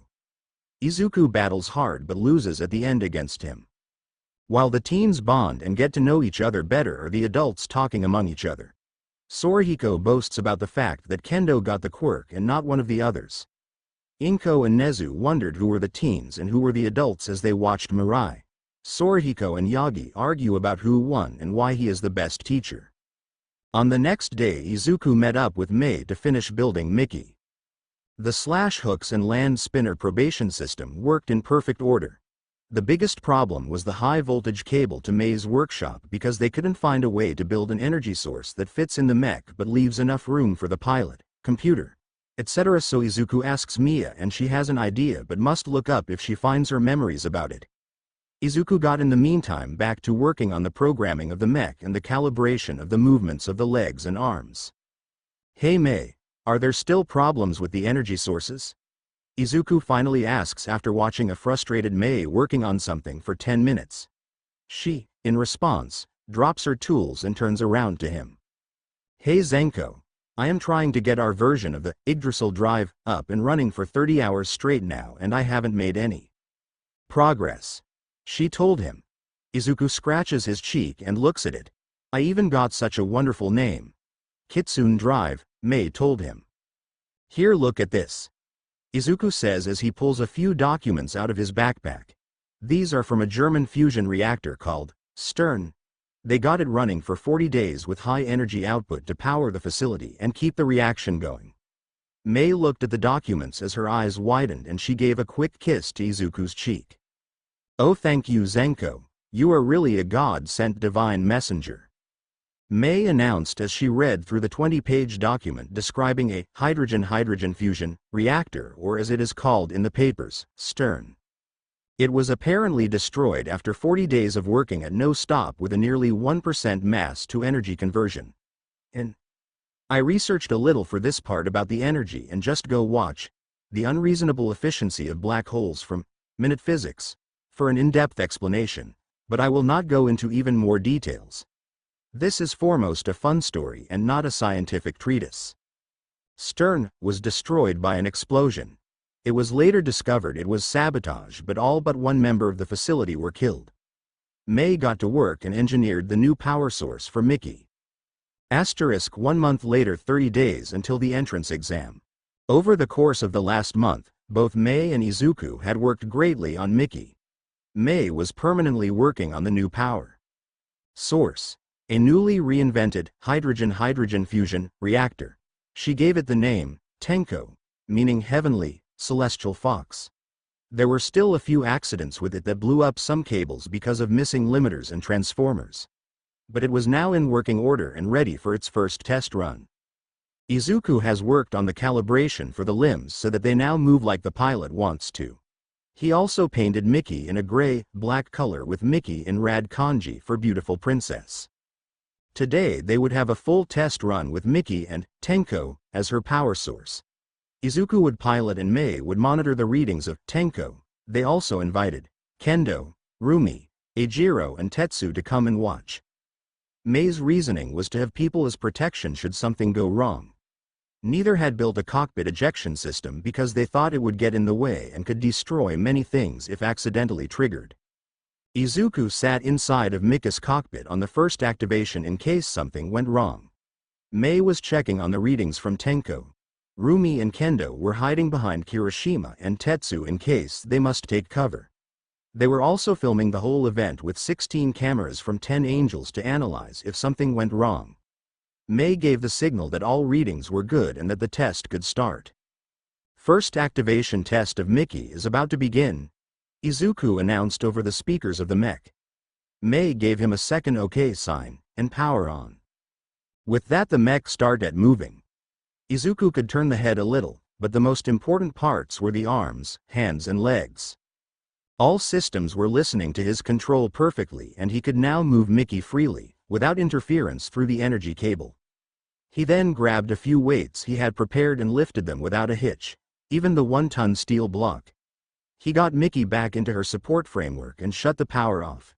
After Izuku got out he got cheering from Kendo and Rumi and manly cheering from Tetsu and Eijiro. May meanwhile checks on the readings from Tenko but she doesn't see any problems. She then got up and cheered with the others. Izuku gave a thumbs up. But we aren't finished yet, Izuku said to May, who signed in response. I know. We must now look at all joints to check for wear and tear, May said as she got up and they both began inspecting the joints. The others went home and May and Izuku were still checking the joints. It had begun to rain and they had to put up a tarp over Mickey to continue the inspection. Some really had wear but all looked fine. Izuku sat down in the cockpit and inspected the electronics. After 2 hours of inspections they were sure that nothing was damaged from the test. It was about 18 o'clock and Izuku and May were still working. Izuku had called his mother and had told her that he would get home late so she wouldn't worry. May then came up to the cockpit as both made a short break. The rain had stopped. Hey Zenko, I have a question about your quirk, May said as Izuku turned to her. He motioned for her to continue. Your quirk can't be plain and simply flame control and a fox mutation quirk, she stated bluntly. Izuku gave her a dry laugh. You're not wrong. I have 2 quirks. The first is my own called Absolute Flame. It lets me control and generate any type of flame in a 10-meter radius around me. He began explaining, getting a hem from May. The second is from Inari-sama. He then told May about Mia, the pre-quirk quirks and how he gained his second quirk. She was understandably a little bit shocked, but she took it well. So you are really in contact with Inari-sama? May asks, which Izuku confirms. Ahaha, the great May is even known by Inari-sama. My fame even reaches gods, May yelled as they suddenly heard something from outside. Okay, what the fuck? Kato Hatsume said as he got back home and saw the mech in his yard. The mech is 20 meters tall and has a support structure built around the back. May and an unknown fox boy were looking out of a hatch. On the torso was the word Mickey in Red kanji, and on the solds and the cockpit the word UA in gold. Hey, May, what have you done now? Where did you get the mech? He screamed at them. Hello, Papa, and we built Mickey from scratch and scrape, May said as she looked to her right and saw Izuku. Ah, and this is Izuku Midoriya. He is my divine messenger that has brought me the idea for Mickey and her power source. Good day to you, sir, and please, I am your daughter's personal divine messenger. It is nice to meet you, and please call me Zenko, sir, Izuku said with a smile from the top of the mech. He liked it to be called Zenko, and the best part is he is a literal Zenko because he is in contact with Inari, even if she acts like his very broad, older sister. I am a god, I can hear you. You now? Number, I didn't, and stop breaking the fourth wall. Yay yay. You are just jealous that you don't have your own mech. That may or may not be true, but can we continue with the story now? I don't see a problem with that. Aham asterisk. Hello Zenko, how long will it still be here? Kato asked. He doesn't want to know why he calls himself a divine messenger, but that is something to worry about later. Not it, Papa, she. And she will leave with us for the exam. May explains, making her father nod. He didn't want any details, and he thinks he doesn't want any. He is a simple car mechanic with an extremely talented and crazy daughter. Nothing more. So he went into the house and would do the only thing sane. Pretend for the next 2 weeks that there wasn't a mecha in his yard that was built by his daughter. Yeah, nothing abnormal here. Oh, and before I forget it, he says, making May and Izuku turn to him. If you lay your hand on my daughter, you are dead, divine messenger or not, he threatened, as he then simply closed the door behind him, not even waiting for Izuku's response. What does my dad mean? You helped to build Mickey, May said, completely clueless. This made Izuku facepalm. You know as well as I do that you looked at her boobs more than once. You are not helping, Nay-san, and yeah, I looked at her boobs, so what? Nothing. It's just amusing to tease you. Sigh, this is annoying, Izuku said. What? Nothing. Nothing, let's continue. I will give that a hey. Morning of the UA entrance exam, Izuku is seen making breakfast for his mother and himself. He is making pancakes with bacon and eggs. Today is a great day, isn't it? Mia asks. Yeah, but I am already thrilled to see the faces of the teachers, Izuku answers with a smirk. Good yawn morning, Izu. Are you ready for the exam? Inko asks as she steps out of her bedroom. She had smelled the meal Izuku was cooking and had a smile and a little bit of drool on her face. Hello Mom, I think I am ready. Even if I fail to get into the hero course, I think my chances are pretty high that I get into general studies or into the support course, Izuku said with a smile. And if things go complete south, then Recovery Girl can take me as an apprentice. It would be the easiest route, but I want to get into UA on my own account. Izuku finishes as he packs an extra portion of the breakfast for May. Oh, and please warn them at UA to not destroy the mech, Izuku said as he walked towards the door. Okay, and Izuku, I'm looking forward to throwing concrete blocks at you, Inko said with an evil smirk. Ah, well, would you look at the time. See you at UA Midoriya-sensei, ma'am, Izuku said with a mock salute, as he quickly left and ran to May's house. Izuku was in full sprint to May's house, getting there in only 25 minutes instead of 30. He looks at his clock and it's 7:56. The exam for the support course is at 10 o'clock. The hero course exam is at 10:30 o'clock.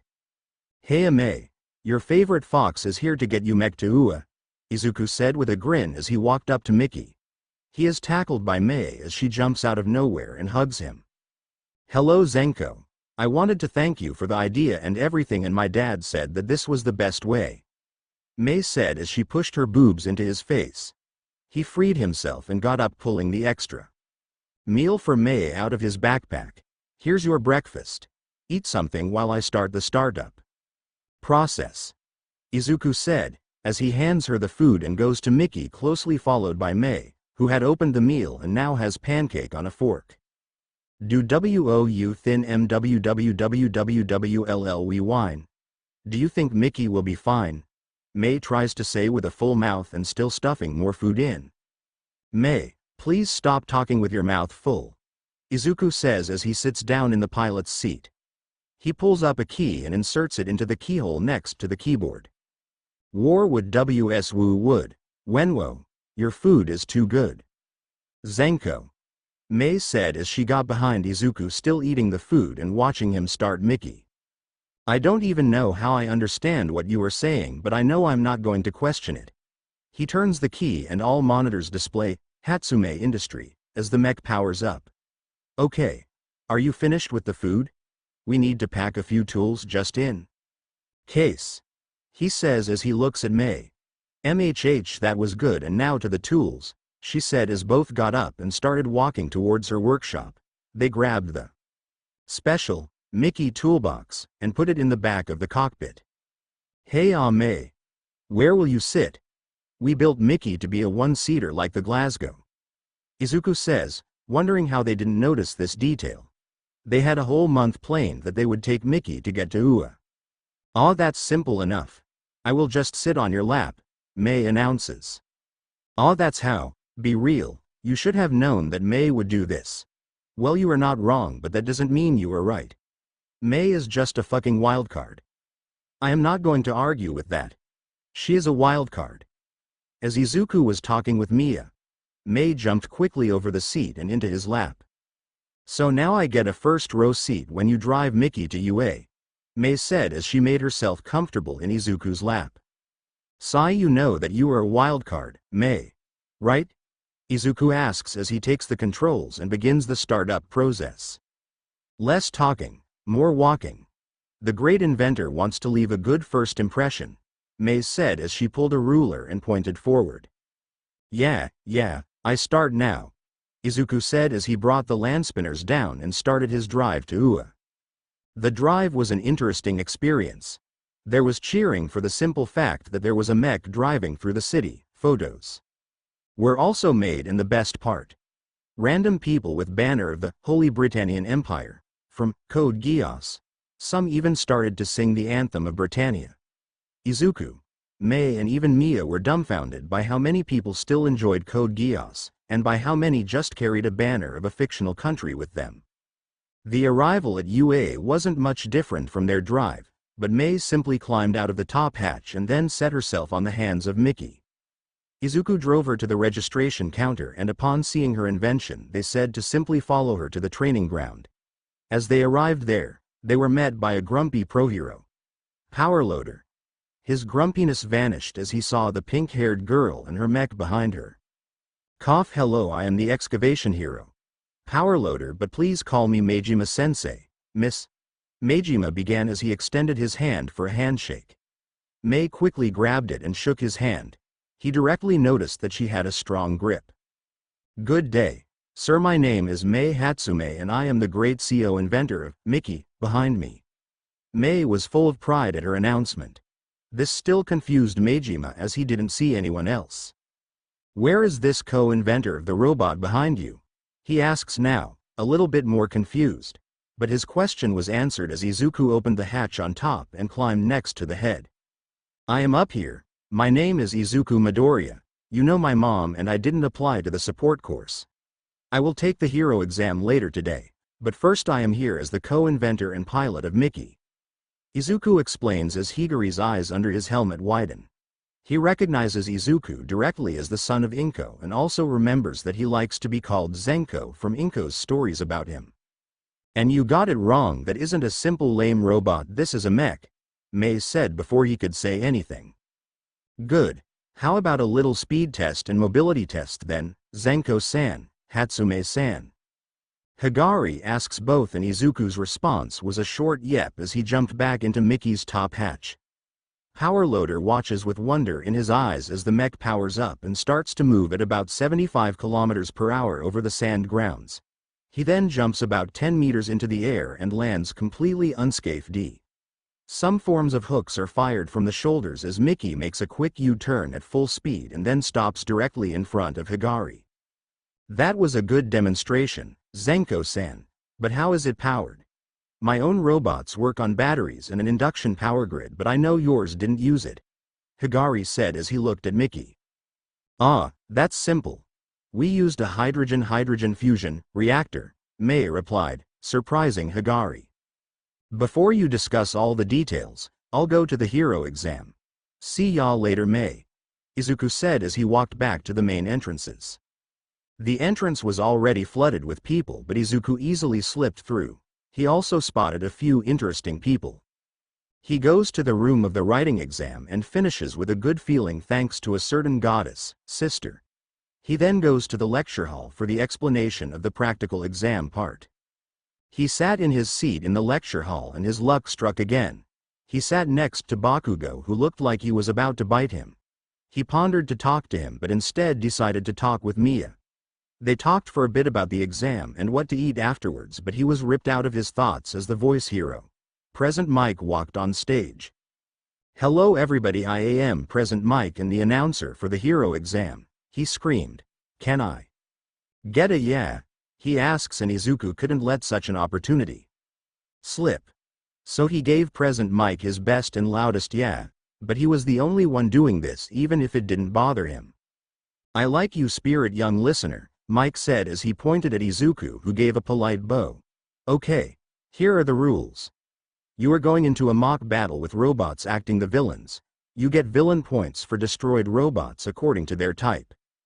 There are 3 types of point robots, he said as the screen lit up behind him, showing 4 roboter silhouettes. You can see how many points a robot gives based on the number on them. Now on to the op. He began but was cut off by a participant with the number 4111. Excuse me sir, but you forgot the 4th type of bot. It is unacceptable for a top school like UA to make such a grave mistake. And you. He then turned to Izuku to point at him. You were distracting the others the whole time and didn't pay attention to the presentation. He accused Izuku. If you don't want to be a hero, please leave or take this exam seriously, he said. Ha ha ha, you are funny dude. I paid more attention than you. Our good Present Mike said that there are 3 types of point robots, meaning that the last one won't give any points. Izuku said, surprising number 4111 and the others. And to the point about distracting the other, what in the world did I do that would distract the others? I sat here listening and didn't say a word, so please tell. And even if something so minor is enough to distract you, then please think again about becoming a hero. You or someone you try to protect could die if you were easily distracted, Izuku said, stunning the hall in silences. With that he simply walked off stage and into the hallway. Izuku is now at Battle Center D. He already spotted number 4111. He is 179 centimeters tall, has black hair and some type of engines on his calves. He wears a blue tracksuit and square glasses. His trouser legs are rolled up for his engines. Izuku doesn't concern himself with him further and simply realizes his transformation, revealing his 2 other tails. He then transforms his hands to sharp claws and goes on all 4 and readies himself. A savage grin forms on his face as he feels the disturbance around him as he ignites green flames on the tip of his tails and his ears. He also feels that he is approached by number 4111, but before he can say anything the signal to start comes. And go. Present Mike starts the exam over the speakers. Izuku reacts on the spot and jumps over the still opening gate and begins destroying robots. The rest are totally shocked by his actions and they only begin as Present Mike says that they should get going. The teachers watched with interest. Many spotted candidates they would like to have in the hero course.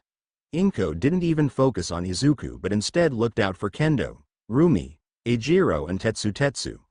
Surprisingly, the boys were both in the same arena and had teamed up, but it also looked like they were having a competition at the same time. Rumi is in the same arena as Izuku and she was also shocked by his savage actions and shortly stunned, but she was the first to run after Izuku.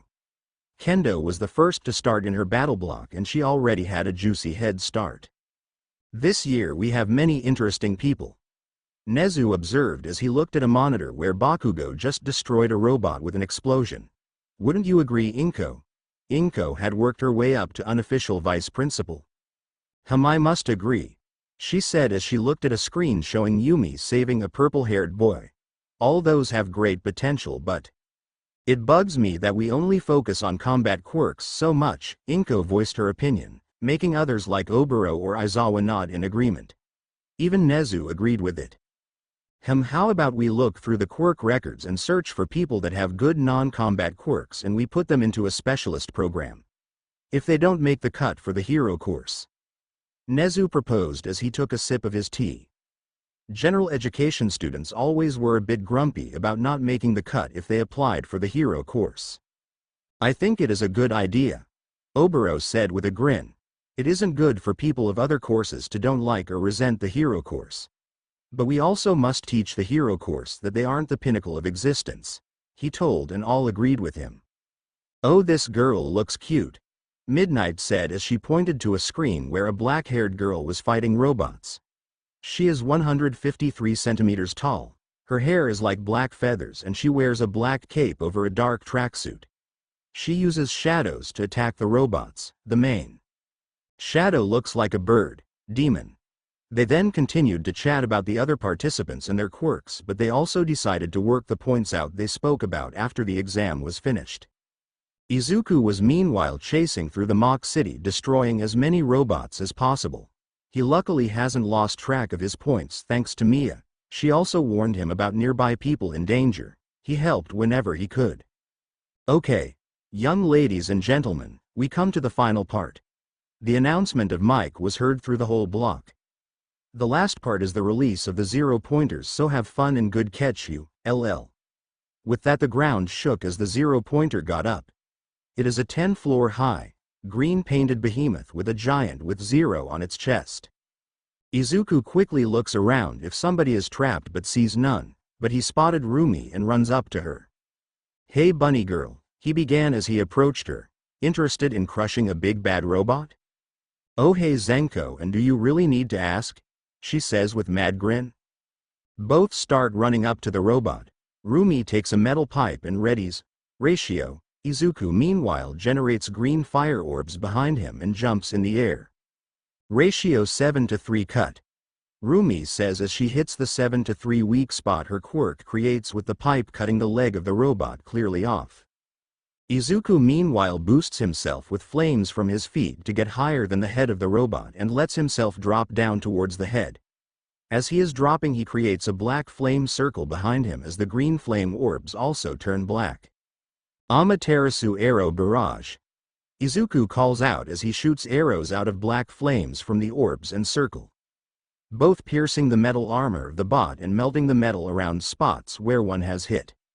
This resulted because of the missing leg and the arrow backwards, that the arena trap tipped backwards over. 5 minutes Bever at Kendo's arena. She was battling the robots and just had to knock out a purple grape pervert that tried to, accidentally, capture her. She was quite pleased with herself and from the cheers from the other girls, they were too. Mike then announced the 0-pointers and she was about to run as she heard a faint cry for help. She quickly looked around and saw that a brown-haired girl was trapped beneath rubble. She then sprinted to help her and lifted the rubble off of her and helped her up. She had broken her ankle and couldn't walk. She was also exhausted from her quirk. Kendo quickly noticed that she couldn't save her if she must drag her, but she saw Tetsu and Eijiro and quickly called them. Hey Stone and Steel, catch! She yelled as she threw the girl in the arms of those two.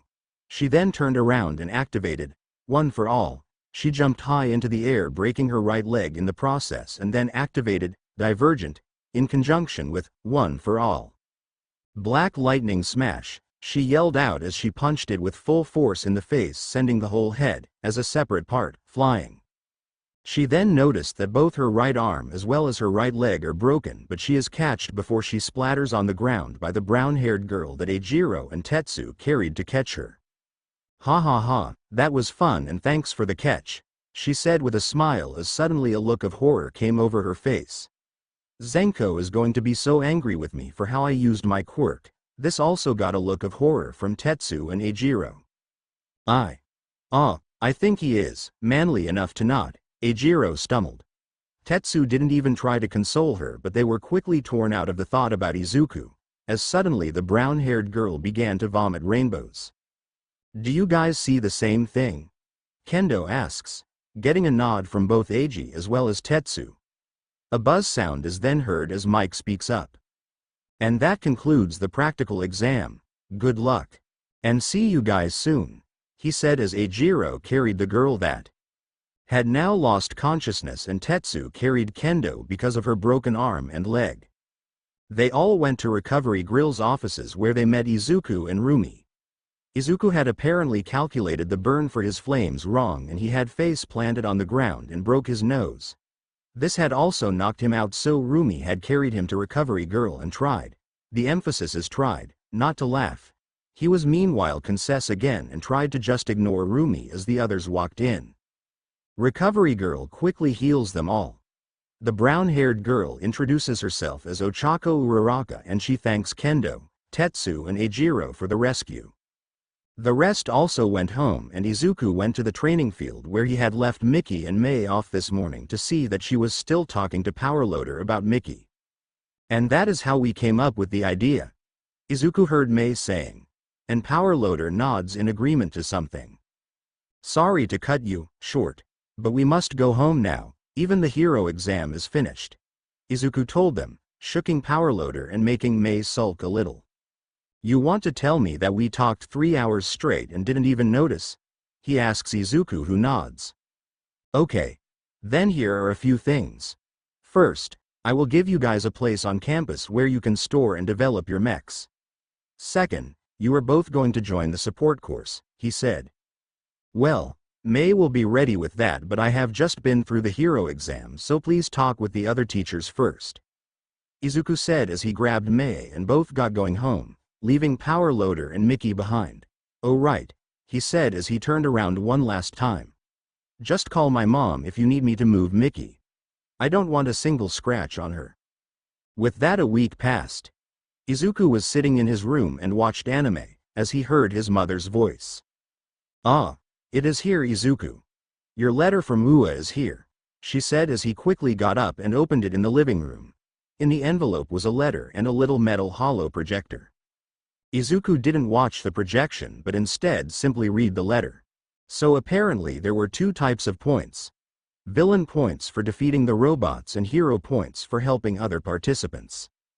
He has gotten first place and Principal Nezu and the newly named Vice Principal Inko Midoriya congratulate him for breaking even All Might's old record of 102 points. He would also take double courses and could work with Mei whenever he wanted, and his marks would stay good in the classes where he would work in the support course. He then started the projector and it was only some gibberish from All Might. Yes, young Izuku, welcome to your Hero Academia, was All Might's last line as the projector now showed a list with the top 10. Wow, this line, am I in a bad manga or something? Well, to a time without quirks, would a manga with superpowers possibly rather popular? That sounds true considering the superpowers of Code Geass. Hero Entrance Exam Top 10. First, Izuku Midoriya. Points: 75 volts, 65 H. Result: 140 points. Second, Kendo Itsuka. Points: 80 volts, 50 H. Result: 130 points. Third, Rumi Usagiyama. Points: 68 volts, 55 H. Result: 123 points. Fourth, Eijiro Kirishima. Points: 67 volts, 40 H. Result: 107 points. Fourth, Tetsu. Points: 67 volts, 40 H. Result: 107 points. Sixth, Fumi Tokiyami. Points: 63 volts, 25 H. Result: 088 points. Seventh, Bakugo Katsuki. Points: 77 volts, 00 H. Result: 077 points. Eighth, Ochako Uraraka. Points: 28 volts, 45 H. Result: 073 points. Ninth, Abara Shiozaki. Points: 36 volts, 32 H. Result: 068 points. 10th, Tenya Ida. Points: 53 volts, 09 H. Result: 062 points. Hero Entrance Exam Top 10. First, Izuku Midoriya. Points: 75 volts, 65 H. Result: 140 points. Second, Kendo Itsuka. Points: 80 volts, 50 H. Result: 130 points. 3 Th Rumi Usagiyama. Points. 68 volts. 55 H. Result. 123 points. 4th Ajiro Kirishima. Points. 67 volts. 40 H. Result. 107 points. 4th Tetsu. Points. 67 volts. 40 H. Result. 107 points. 6th Fumi Tokiyami. Points. 63 volts. 25 H. Result. 088 points. 7th Bakugo Katsuki. Points. 77 volts. 00 H. Result. 077 points. 8th Ochako Uraraka. Points. 28 volts. 45 H. Result. 073 points. 9th Abara Shiozaki. Points. 36 volts. 32 H. Result. 068 points. 10th Tenya Ida. Points. 53 volts. 09 H. Result. 062 points. Izuku just woke up and is making breakfast for his mom and himself. It is the morning of the first school day at UA. Inko just got up and picked up her part of the food Izuku had made. She must be early today at work, but if you are living basically across the UA main entrance, it isn't such a big feat. It is now 7 o'clock and homeroom starts at 8:25, so he still has 70 minutes until he leaves the house. He then started to draw a few plans for other inventions and all other sorts of stuff he could think of to kill time. He got out of the house at 7:05 but simply walked to the school and directly into his new classroom. He was the 5th to arrive, but as he opened the door, "Take your feet off," he quickly shuts the door again as he sees who is talking to whom. "Take your feet." Oh. He again shuts it. Is this a cutscene or something like that? Well, it looks to be a non-skippable one, so you must watch it whole. Sigh. "Take your feet off the desk. You are disrespecting our senpais that used those desks before." Number 4111 told Bakugo. "Ha, what do you want, you extra? To which middle school did you go?" Bakugo asks. "My name is Tenya Iida and I am from Somei Juni," he began but was cut off by Bakugo. "Somei, so you a fucking elite. Don't worry, I will crush you," Bakugo declared. Izuku just shook his head at this idiot. "Crush me? Are you really trying to become a hero?" he asks, but before Bakugo could answer he notices Izuku and walks up to him. "I want to apologize for my actions at the exam," Iida said, as he bowed his upper body in a perfect 90 degrees angle. Bakugo then looks at Izuku and starts fumming. "Does he have rabies?" Mia asked, but Izuku was still too focused on Iida to give her an answer. "Hey you shitty yakko. What kind of black magic fuckery did you use to score higher than me?" Bakugo said as he was about to attack Izuku and launched himself at Izuku with his explosions. Izuku simply sidestepped it and he flew out of the door in the open window behind the door. "Ah, are you going to eat out today, sir?" Izuku asks as Bakugo flies right out of the window and Izuku turns to Iida.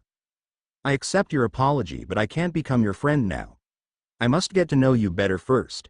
But I won't resent you and I hope we can become good classmates." "Ah yes, I understand," he said as he turned around and got to his seat completely unfazed by Bakugo's window dive. There were two others already in the classroom that had watched in silence. A boy with a slim but athletic build. He is 176 centimeters tall. The most memorable thing about him are his eyes and his hair, as well as his scar around his left eye. His hair is duo-colored, the right side being pure white and the left side being red. The hair is smooth and all around on the shorter side. His right eye is a dull gray, while his right eye is a shiny blue. The scar looks like a burn and is all around his left eye and on the left side of his forehead to the hairline. The girl is fairly tall, being 173 centimeters tall, with a rather mature physique. Her eyes have an onyx color and she has long, black hair that is styled into a ponytail. They both had taken seats in the last row. Izuku greeted them silently and took a seat in the second row. The seat he took had the number 17 on it. Izuku had his 3 tails out because he didn't want to hide them at UA. He simply procrastinated until others arrived. The next to arrive were Kendo and Rumi. Rumi took the seats in front of Izuku while Kendo took the seat behind him. Then came a larger group including Tetsu and Eijiro. Ihiro had dyed his hair red and even his eyebrows. He then introduced his friend Mina Ishido, with whom he had gone to junior high school. Mina is an athletic build girl. She is 159 centimeters tall. Her skin is pink as well as her hair, and she has yellow horns, antennae on her head that peek out of her hair. Her eyes are also special. The iris of her eyes is yellow while the sclera is black. Mina, Tetsu and Ehoro talk a little bit to Izuku before they go to others and talk to them. The seat next to Izuku's is taken after a short while by a cute-looking girl. She is athletic built and 153 centimeters tall and wears a black cape over her school uniform. Her hair is like black feathers while her eyes look like pyrite.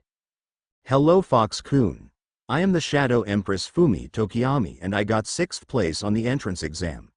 She said with a slight smile. Are you one of the fox spirits, called Kitsune? She asks Izuku, as she tilts her head to the side. Hello Tokiyami-san. My name is Izuku Midoriya and you could say that. I am a Kitsune that is in contact with Inari-sama, a so-called Zenko. So please call me Zenko if this is alright with you, Shadow Empress? Izuku told her as she smiled and clapped her hands together. She is a Chunibyo, I like her, Mia said while Izuku was unsure what to think about it. Really only an eye patch was missing. Thank you Zenko-san, it is a great honor to meet a divine messenger, she said with a full-blown smile now. Please tell Inari-sama that I will be the next god of the night, she declared. This made Izuku smile as he nodded and Mia just started laughing. This girl is serious fun. Izuku then turned to the door. The rest of the class had arrived in the meantime and now there was a yellow sleeping bag. If you are here to socialize please leave. The bag told them. This silences all of them. The bag is still face down. Good. It took you 8 seconds to quiet down. The bag suddenly explodes into clouds. Ah ha ha. You should have seen your faces, said a male voice. Out of the clouds walked a man. He is 190 centimeters tall with an average-looking build. His hair is cloud-like and light blue in color. His left eye is blue. The other is covered by a dark blue eye patch. The right side of his face has an old-looking scar. It goes from the right side of his forehead under his eye patch down to the right side of his chin. His clothes consist of blue Crocs, a black 3/4 pants, a jet black t-shirt and over it open brown jacket. He smiles brightly and then introduces himself. Hello everyone, my name is Oboro Shirakumo and I am the pro hero. Loud Cloud, but please call me Oboro-sensei. He told them, with a bright smile. I wanted to make a little joke. Sorry if I startled you. We will now go to the orientation speech of the principal and vice principal. After that we will have a Quirk assignment test with Class 1B. He told them. Okay then please follow me. He said as he got to the door. The class followed him. In the cafeteria arrived, they went to the assigned seats for Class 1A. They all sat down and listened to the speech of Nezu. It was an interesting speech and they were happy that they didn't miss it. After he was finished, Inko walked up to the podium and began her part of the orientation speech and told them who she is and then spoke about the special course for the general studies students that want to get into the hero course. A few of the students that knew Izuku's name looked at him as they heard Inko's name and saw her green hair. He then nods at those who looked at him, to signal them that she was indeed his mother. And now to the final part of the speech. I will introduce you to the new heroics teacher at UA. She said as she motioned to the set and All Might came out from behind the curtain to her left. I know he doesn't need an introduction, but here is our new heroics teacher. All Might, she said, and the whole student body cheered. Inko then got to the side and made space for All Might behind the podium as he walked up to it. It is great to be here today and I hope to get to know each of you better. I will do my absolute best as teacher and I hope I can help this school to guide you all onto a path into a bright future. All Might said, getting a round of applause from the students and from the teachers. After that both hero classes went to the PE grounds of UA. As they got there after changing into the UA gym uniforms, they spotted 3 pro-hero teachers. The first is the homeroom teacher of Class 1A. Loud Cloud aka Oboro Shirakumo. The second is the homeroom teacher of Class 1B, Vlad King aka Sekijiro Khan, and the third is Erasure Hero, Eraser Head aka Shota Aizawa. Oboro is wearing the same clothes, but he has now a brown quarterstaff with him. Khan is a 194 centimeters tall, very muscular build man. His hair is gray in color with short upward spikes and his eyes are dark red. He wears his hero costume that consists of a dark red skin-tight suit with a very low U-shaped collar, white over the knee boots and thick vambraces over his lower arms, as well as an orange mask over his eyes. The students were now wearing their UA gym uniforms. Oboro was still wearing his casual Aizawa as a 183 centimeters tall, slender build man. He has long black hair and tired-looking red eyes. He also wears his hero costume. It is a ragged black outfit that consists of a long-sleeved shirt and matching pants that tuck into his boots. He also wears a utility belt and his signature gray wrap scarf, capture weapon. Okay. Like I said before in class, we will now have a quirk apprehension test, Oboro announced. Aizawa glared at Oboro meanwhile. He had lost the right to be the homeroom teacher of 1A with a stupid bet. He now also must go on a date with Miss Joke. But the worst part is that he wasn't allowed to expel anyone because he wasn't a homeroom teacher. The announcement got a round of cheers from the classes. They didn't know what it was yet but still cheered. Okay, so this is how it will go down. Khan started. We will do the 8 basic physical tests. These include 50-meter dash, grip strength, standing long jump, repeated side steps, distance run, seated toe touch, sit-ups, and my favorite, ball throw. Khan announced the tests. You will be allowed to use your quirks in all of those tests to get a baseline of what you can do with your quirks. This got another round of cheering from the students. Kendo Itsuka, you have scored the most villain points in the entrance exam, so you will go first, Aizawa said in a low-energy voice. Izuku watched him and one of his classmates. He had purple hair and both of them had the same low energy around them as well as their teetered looks. Izuku shook his head as he then looked to Kendo, who was directly next to him. He patted her on the back and gave her a quick thumbs up. You will show an example with the ball throw, Khan said. You will stand in the circle and then use your quirk to throw the ball as far as possible. He explained to her. And you are not allowed to leave the circle before you throw. Kendo then walked into the circle and readied herself. She then threw the ball with about 20% of OFA. This generated a little shockwave. Exactly 1 second later activated, Divergent, propelling the ball with a second boost of 20% of OFA, and this also created another shockwave. OFA and Divergent, in combination made the ball in principle a 2-stage rocket. All were surprised at the shockwaves her quirk had created. The most surprised, however, was Aizawa. He had tried to use his quirk Erase on her because of how destructive for her own body her quirk is, but he didn't feel his quirk activate. He then felt a hand on his right shoulder, after her throw, and looked behind him. He saw Izuku Midoriya behind him with his left hand on his shoulder. It isn't very nice of a teacher to sabotage one of the students, even if you just wanted to prevent her from breaking her arm. He told Aizawa and then let go of his shoulder to walk back to his friends. Aizawa was a little bit scared now.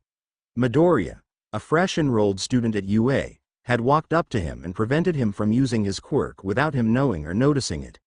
Aizawa knows that he is the son of his friend Inko, but he didn't know that he is this Go. But he was happy that Kendo had used her quirk without breaking something, and it even gave her a good starting line for the test. That was a nice throw, Kendo-san, Oboro said as he held up a tablet that showed 1032, 7 meter. And I hope you are hyped for the other tests now, he said in his high-energy way. Getting a, yeah, from the students. Okay, then we go to the first test, 50-meter dash. We will always pair a 1A with 1B student, Aizawa said. The first pair to go is Yui Kodai of 1A against Rakido Sato of 1B. This will be a simple 50-meter dash, so see you at the finish line, he said. Yui is a 160 centimeters tall, athletic build girl. She has cerulean-colored eyes and her black hair is shoulder-length and bob-shaped. She wears a natural expression. Sato is a wide, muscular-built boy. He is 185 centimeters tall with brown hair and black eyes. Yui went to Oboro and asked him if she could borrow his staff, to which he just grinned and said yes. He wanted to see why she needed the staff and maybe it would be fun. Yui and Sato are now seen standing on the start line. Sato is in a normal 50-meter dash position, but Yui is just standing normal there. She holds the staff with both hands behind her with one end at the ground. At the start single, both get going. Sato sprints normally, but Yui uses her quirk to make the staff bigger, giving her a boost. Oboro sees that she is too fast after the staff stops to expand and creates a cloud to catch her. Her time is 2.45 seconds. Sato comes in after 5.87 seconds. The next three pairs are uneventful, with Denki Kaminari, A. 7.01, V. Nirengeki Shoda, B.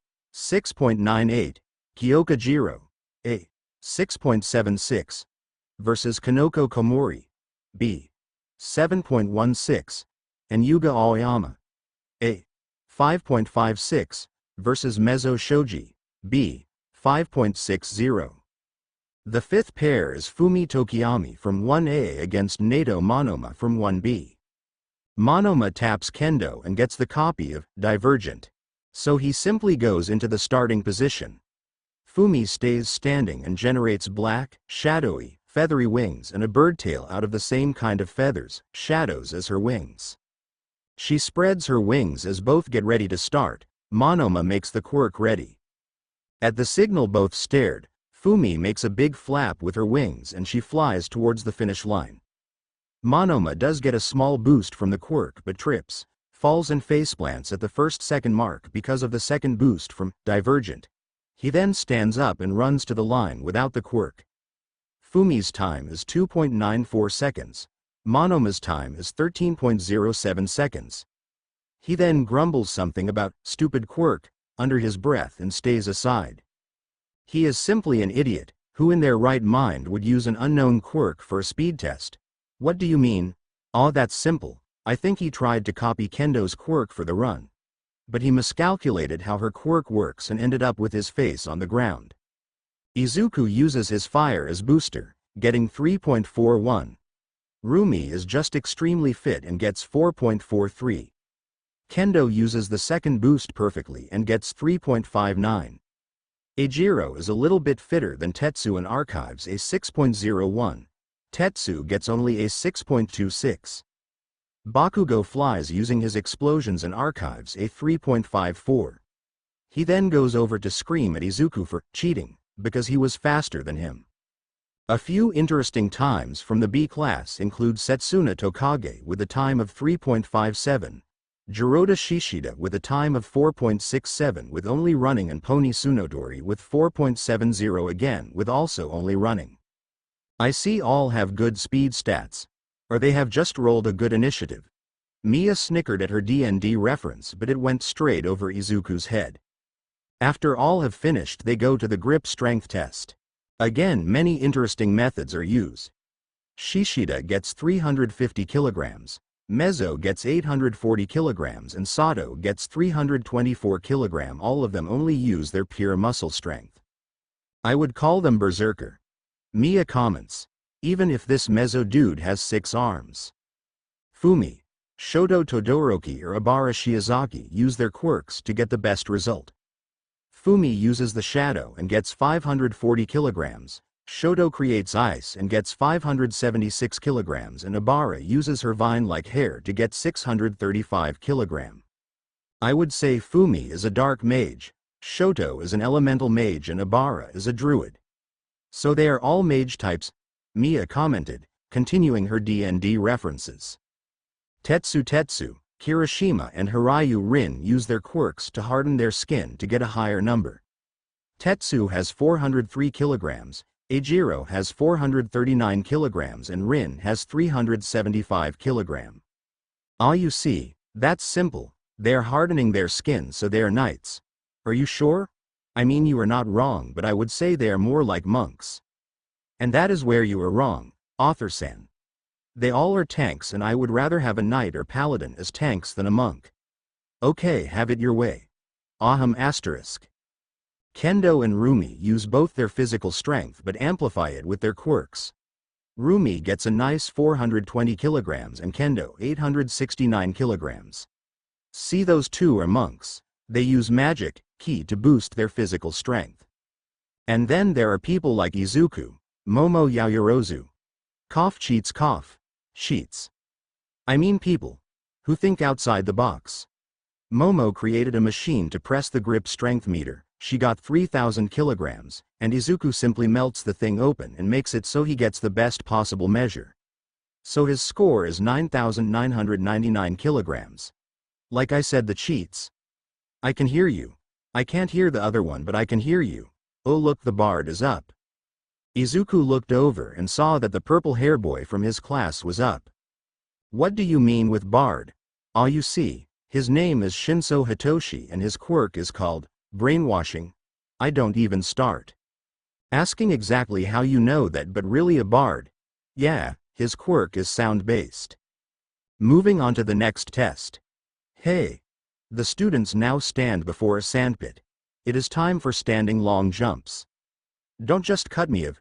You may be a goddess, but I am the author. Insert evil laughter. Singe. Oh, shut up. The mages, berserker and cheats all clear the sandpit. The same goes for those with a time that starts with a 4 or under that. Eijiro and Tetsu had strong legs but didn't make the cut. The dynamite brain also flew over the pit with his explosion. The three teachers weren't that surprised that so many cleaned the pit. They had an idea of who would clear by the end of the dash. Someone that supported them was Yuga Aoyama. He cleaned the sand pit by jumping backwards and propelling himself with his quirk that shoot a laser from his belly button. They then moved to the next test. A distance run. They would run 3,000 meters along a track around a football field, a soccer field for you Americans.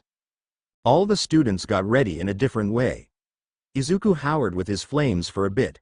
Bakugo was taking a sip out of his bottle to prevent dehydration from quirk overuse. Kendo was testing her divergent with running a few meters to get a better feeling for her boost. Fumi has created her wings and was feeling them out. Rumi was doing some warm-ups, and then there was Momo. She created an e-scooter. Cheated. They then all got ready at the starting line, and at the starting single Izuku, Bakugo and Fumi flew forward. Momo, a few milliseconds behind, simply drove her scooter. Shinso was also on the scooter because he had brainwashed her into taking him along. Izuku was generating flames from his feet and hands in an Iron Man style and shot forward like a missile.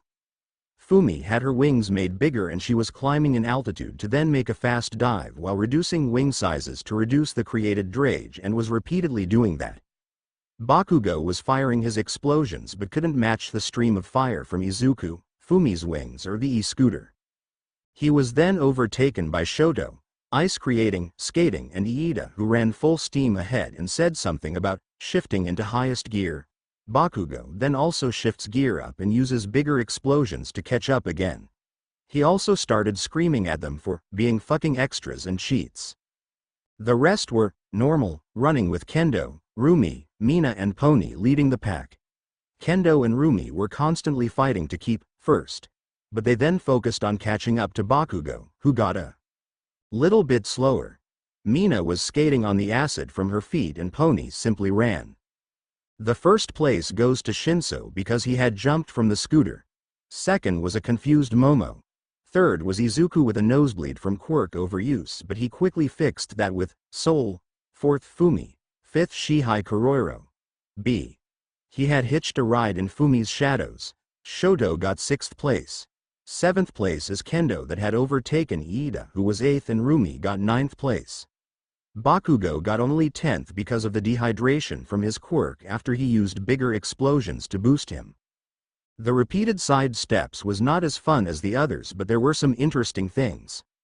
Fumi created 2 shadows that bounced her back and forth. Bakugo used his explosions and Izuku his fire. Then there was Kosei Subaraba from 1B. He could make something transparent soiled, maybe air, and he bounced between. What he created.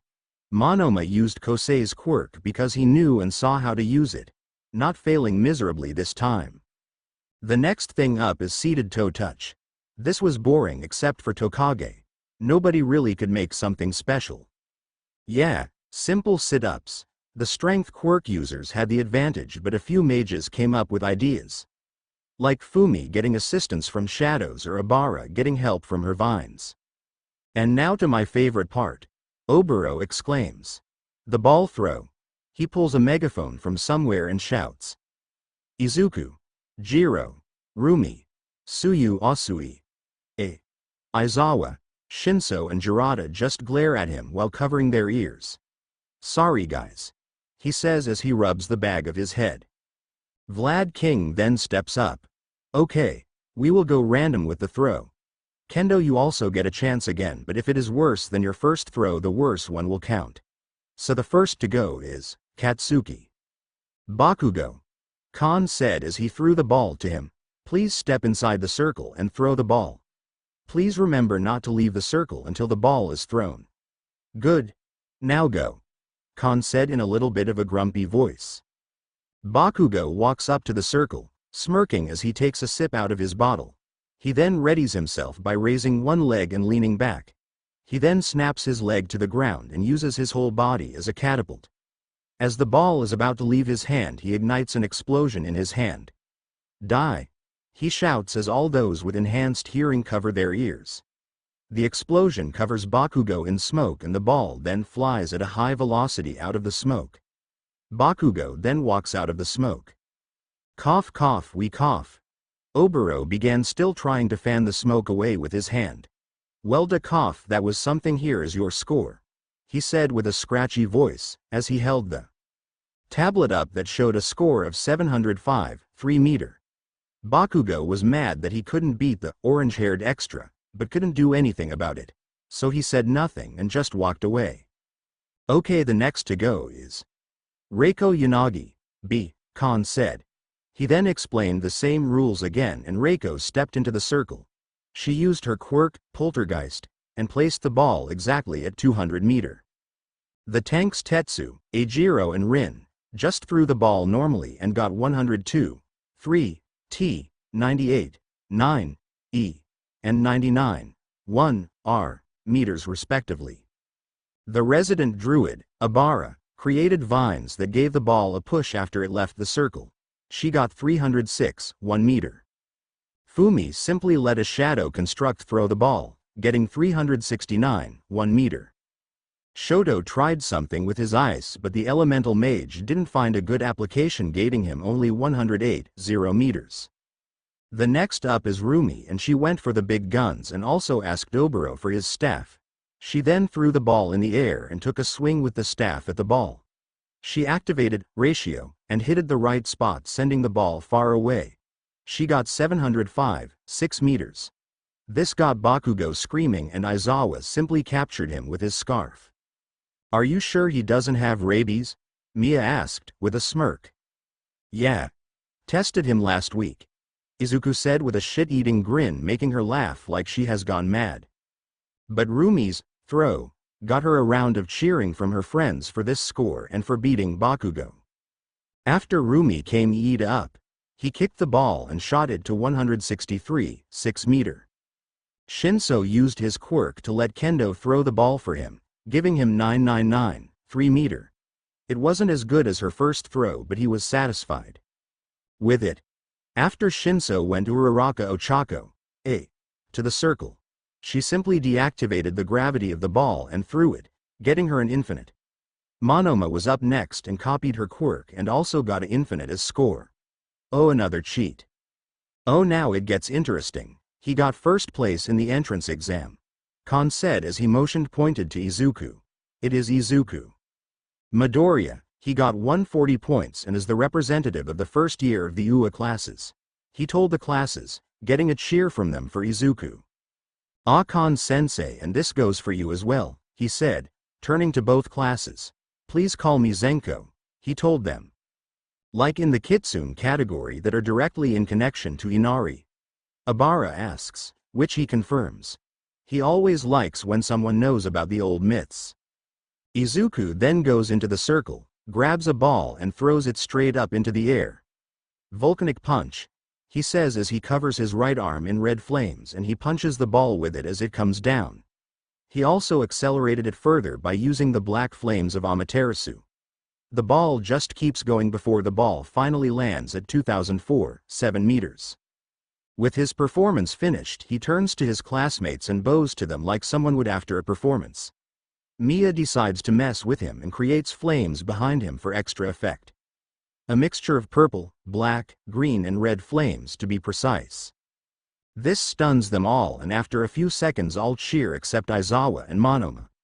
Aizawa looks like he is about to pass out and Monoma is angry that a Class A idiot took the spotlight. Ah, that was a good show. And now to the last one. If you would please take a shot, Miss Yaoyorozu, Oboro said as he turned to Momo. She quickly went up, created a cannon and shot the ball away, literally taking a shot. The tablet showed 2004.1 meter. That was a nice shot, miss. Okay, I will give you the score in a minute, but first. He then suddenly lost his grin and made a serious face. You now had a little fun and got experience with your quirks, but this isn't how it will be the entire time. This school will teach you all about becoming a pro hero, and this is exactly why you are all want to become pro heroes. But please remember, this is one if not the most dangerous job out there. He said, silencing them all. This isn't some game but real life and it can turn on you quickly. See this scar? He says as he feels it up. I got it in my second year in UA. During my hero work studies I was attacked by a villain named Garvey. I was in a collapsing building and nearly killed. I don't know to this day exactly how I survived, but I know I am very thankful for that. It is great to be a hero. I know this firsthand. But please be careful. I know things can become overwhelming, but don't be ashamed to speak with your teachers about it. He said, his lips forming a small smile. All were thinking about his words. Hey, sorry for killing the mood, but it needed to be said. I hope you all can become great heroes, so I can boast about all my wonderful students. He finished with a small joke as he nodded at Khan, who was also smiling. Aizawa was uncertain how to feel.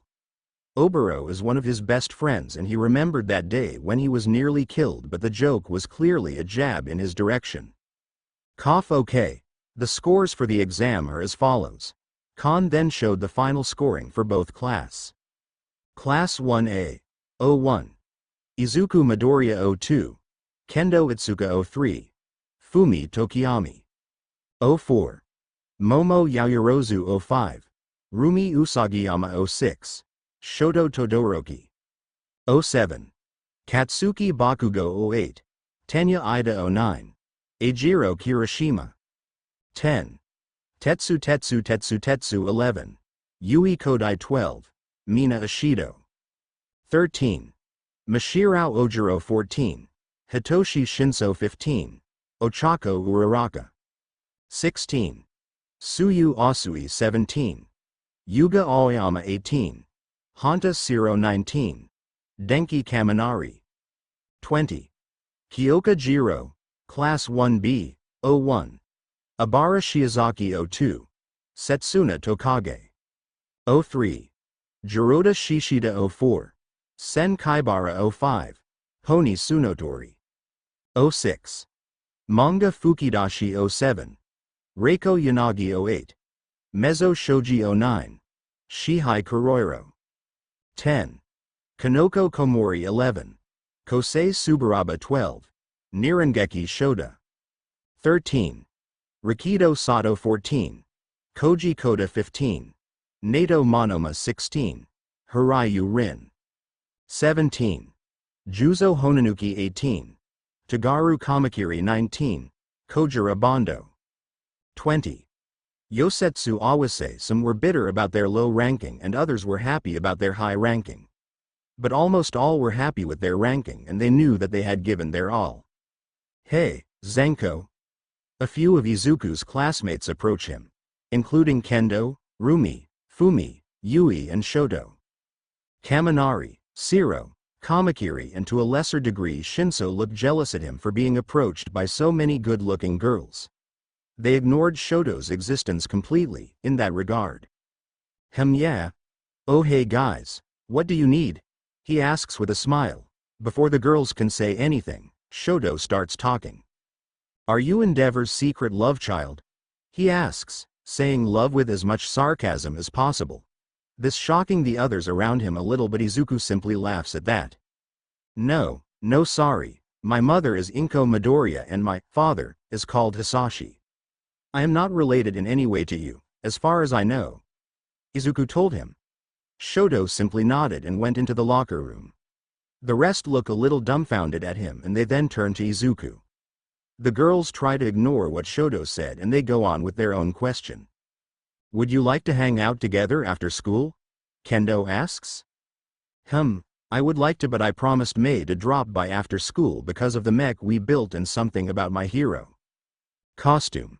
He told them, irritating Yui and Fumi a little because they didn't know her. I can't come today, but maybe tomorrow? He asks. Sigh. Okay. The four said as they walked away. So, Kodai and Tokiyami, what do you want from Zenko? Rumi asks as they were changing. Interested. Yui simply said. By his quirk or his personality? Kendo asks. Personality, like bright sun. Yui said. The others agreed with that. He is like a sun with both how he acts and how he uses his quirk.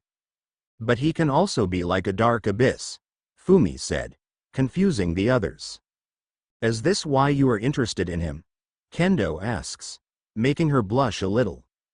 Well, no, he is really cool and, Fumi mumbled something the others couldn't understand. What did you say? Kendo asked and Fumi mumbled so the others still couldn't understand what she said. Kendo was about to ask again, but a shadow with glowing yellow eyes came forth. Fumi-chan always had fantasies about foxes and fox quirk people, her predator, if you know what I mean. The shadow told them. Fumi's blush intensified and she hid her face behind her hands. Rumi patted her on the back while the others stared at her. I understand you. Rumi said, making Fumi peek through her hands at her. I also had some of those thoughts. Those big bad predators are good, but he also has such an interesting aura around him. Rumi said and Fumi nodded in agreement, but Kendo and Yui were confused by the aura part. Aura? Both of them asked. Rumi and the now a little less embarrassed Fumi looked at them. You want to tell me that you didn't feel the aura he has around him? Rumi asked and both shook their heads for a no. That's strange. She then turns to Fumi. Did you feel an aura around him? She asked and Fumi nodded slightly. Maybe it is because of our quirk. Rumi theorized. I mean, we both have mutation quirks. Animal mutation to be precise. Maybe it is those mutation quirks that can notice the aura he has. You mean that he somehow has a special aura that animal mutation quirks can pick up? Kendo asked. Yeah, that sounds about right. Fumi said, still a little red but thankful that the conversation got away from her fantasies. Can you put the feeling around him into words? Kendo asked and Rumi responded. If I had to put the feeling around him into words, I would say. Izuku is now seen walking towards the new support course building. He has also changed out of the gym uniform and has put his workshop clothes on. A simple black and blue boiler suit with a black t-shirt underneath it. On his back is his backpack. The suit still had a hole for his tails. Izuku opens the door to the building and goes in. He hears chittering of two unknown voices. He then looks around. The inside of the building is a 10-meter high and 30 by 30-meter wide hangar with two catwalks, one at about 4 meters and one at 7 meters, around the outside wall.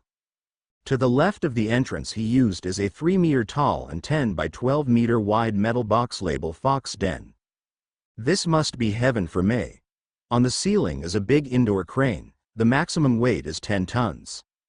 A giant rolling gate across from the door he used. This gate is about 8 meters tall and 10 meters wide. On the left side is a whole metal workshop with many workbenches, a drawing table and a big work table at the center of it, stretching the entire length of the building. On the table lays the right arm of Mickey. Across from the workshop are 3 frame support structures, with the middle one being the one in which Mickey is placed at the moment. Mickey had her cockpit open and she has been repainted. She now had a military green and gray color scheme. The two unknown voices belong to a boy with white, golden hair and a girl with black hair, white fox ears and a white tail. Both were standing in front of the work table with the right arm of Mickey on it. They argue about something while pointing at the arm. Next to them is May. She is working on something on one of the workbenches. Occasionally she would say something to those two. Izuku decided to place his belongings in the fox den. He walks to it and goes in. It is basically an office, break room. It is about 120 square meters. In the room are 3 desks with PCs on them, a little kitchen, a few lookers and 2 beds. Maybe if we want to work on something for an extended amount of time. Izuku places his belongings into one of those lookers and then goes to May and the others. "Hello guys." He called out to them. May and the others turn to him and May jumps up and runs to him and she then pulls him towards her workbench. "Good that you are finally here, Zenko," she said as she started to pull him. "I have finished what you requested for your hero costume." "Ah, that's nice, but would you introduce me to those two first?" Izuku asks as he points at the boy and the girl that just stare at May. Oh, those are Tool Boy and Fox Girl," she said. This made the two a little bit angry at May and Izuku just sighs at her antics. "Please don't be mad at her." Izuku began with an apologetic look. "She is very bad with names and if you don't have an impact on her she will never remember your name. My name is Izuku Midoriya but please call me Zenko. I helped her to build Mickey," Izuku says as he points to the middle support frame. Their eyes widen as they look between Mickey and Izuku. The boy regains his cool first. "Hello Zenko, my humble name is Ebisu." The boy started.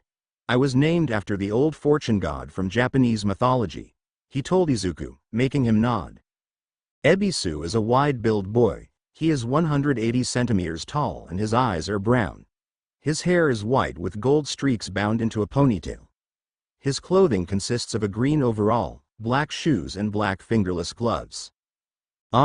My name is Kamiho Moriyama," the girl began with a little stumbling. "It is nice to meet you, Zenko-sama," she said as she bowed her head to Izuku. This made him uncomfortable. Kamiho is a half-Korean, slim-build girl and she is 163 centimeters tall. She has heterochromia and her iris has different colors. The right eye is black, green and the left one is gold, red. Her long hair is black with white spots around her fox ears that are also snow white. Her tail is also white but it has an ink black tip. She also has slit pupils because of her quirk. Please stop bowing and just call me Zenko," Izuku said with a smile while he flared his hands in front of him. "It is nice to meet you Ebisu-san, Moriyama-san," he said. He then turned to Kamiho again. "Why did you call me Sama?" Well because of your aura, Zenko-san. And she said, cutting herself off and correcting herself. "What aura do you mean?" May asked. "I know he is special in some way but I don't feel an aura around him," she said, making Ebisu agree with her. He also didn't feel anything special around him. You don't feel this aura he is giving off?" she asked, very confused at that. "No, we don't feel anything," Ebisu clarified again for her. "How does it feel?" he asked. That is hard to say. Maybe a combination of warmth, power and, maybe, divine," she said, but the divine part sounded like a question. This confused Ebisu but May and Izuku peeped up at that. Mia also was listening with interest. "Oni-san, do you know something about this?" Izuku asked her in his thoughts. "Sadly no," she told him. "So, I don't know why she feels something around you but guessing from the fact that the mechanic nut and fortune god doesn't feel anything I would say it is in connection to mutation quirks. And I am bold and say that it must be an animal mutation quirk to feel anything," she told him. We could confirm this by asking Rumi and maybe Tokiyami-san. Has this ever happened to you?" he asked her. "Well, I don't think so. I never meet anyone with an animal mutation quirk." "What about Jorogumo?" "That's different. We were close friends but I was weaker back then." "Okay, thanks for the info, Nei-san." No problem." Izuku could hear the smug look on her face but he decided to ignore it. Maybe she feels something special and you two doesn't because of her quirk. Izuku told them the theory. But let's concentrate on outer things. I will ask a few classmates tomorrow. Aha, that sounds like a plan. Mei said. Then how about we talk about what we can do and then make something? Izuku asked. Ebisu and Mei nodded while Kamiho gave a thumbs up. Well, I have some experience in bionics, robotics and human anatomy, Kamiho said. This surprised the others. I made artificial legs for Ectoplasma Sensei and got accepted into UA, she said, now less shy around the others. That could be useful. We could develop Mickey further with your wisdom about bionics and robotics, Mei declared, while Izuku nodded in agreement. Ah well, Ebisu began. I am skilled with programming and mechatronics as well as robotics like Moriyama-san, he told them. So you can help me to program the user interface. That's good. I am the only one at the moment that knows how to start Mickey. The interfaces plainly said, garbage, but she worked and that's all I cared for at that moment, Izuku told them, surprising even Mei. So, that's why I couldn't get her running? Mei asked. Well yeah, after the start you must manually start a few programs to get her to move. Oh, and I may or may not have many folders with wrong designations, Izuku said. But don't worry, I will try to fix everything now that we are at UA before the end of the week, he explained, making Mei stare at him. She really liked him, but she also wanted to pilot a mech. You are an idiot, Zenko, the three declared at the same time. They then talked a bit about Mika's arm, and Kamiho had a few ideas regarding it because of her knowledge of artificial limbs and bionics. Mei said that she should draw a blueprint for the arm. So she got up and started doing that. Ebisu also had an idea and got up and began drawing on some blueprints. Mei then ordered Izuku to right his wrongs, so he quickly got up, ran to the fox den, and grabbed his laptop to start reprogramming. He heard snickering from Ebisu and Kamiho, but Mei quickly shot them down. She then went back to her workbench to finish the baby for Izuku. After 2 hours of work, they all sat back together. Izuku was almost done, but he would need about an hour for the last parts. Mei had finished her baby for Izuku, but that will only be revealed in the next chapter. Ebisu and Kamiho showed them their plans, and both Izuku and Mei were surprised by their designs. Ebisu's plan is a power tool arm that could make Mickey in a demolition machine for construction firms. Mei and Izuku agreed that with Mika's strength and tools for her size, she could be a superior construction machine.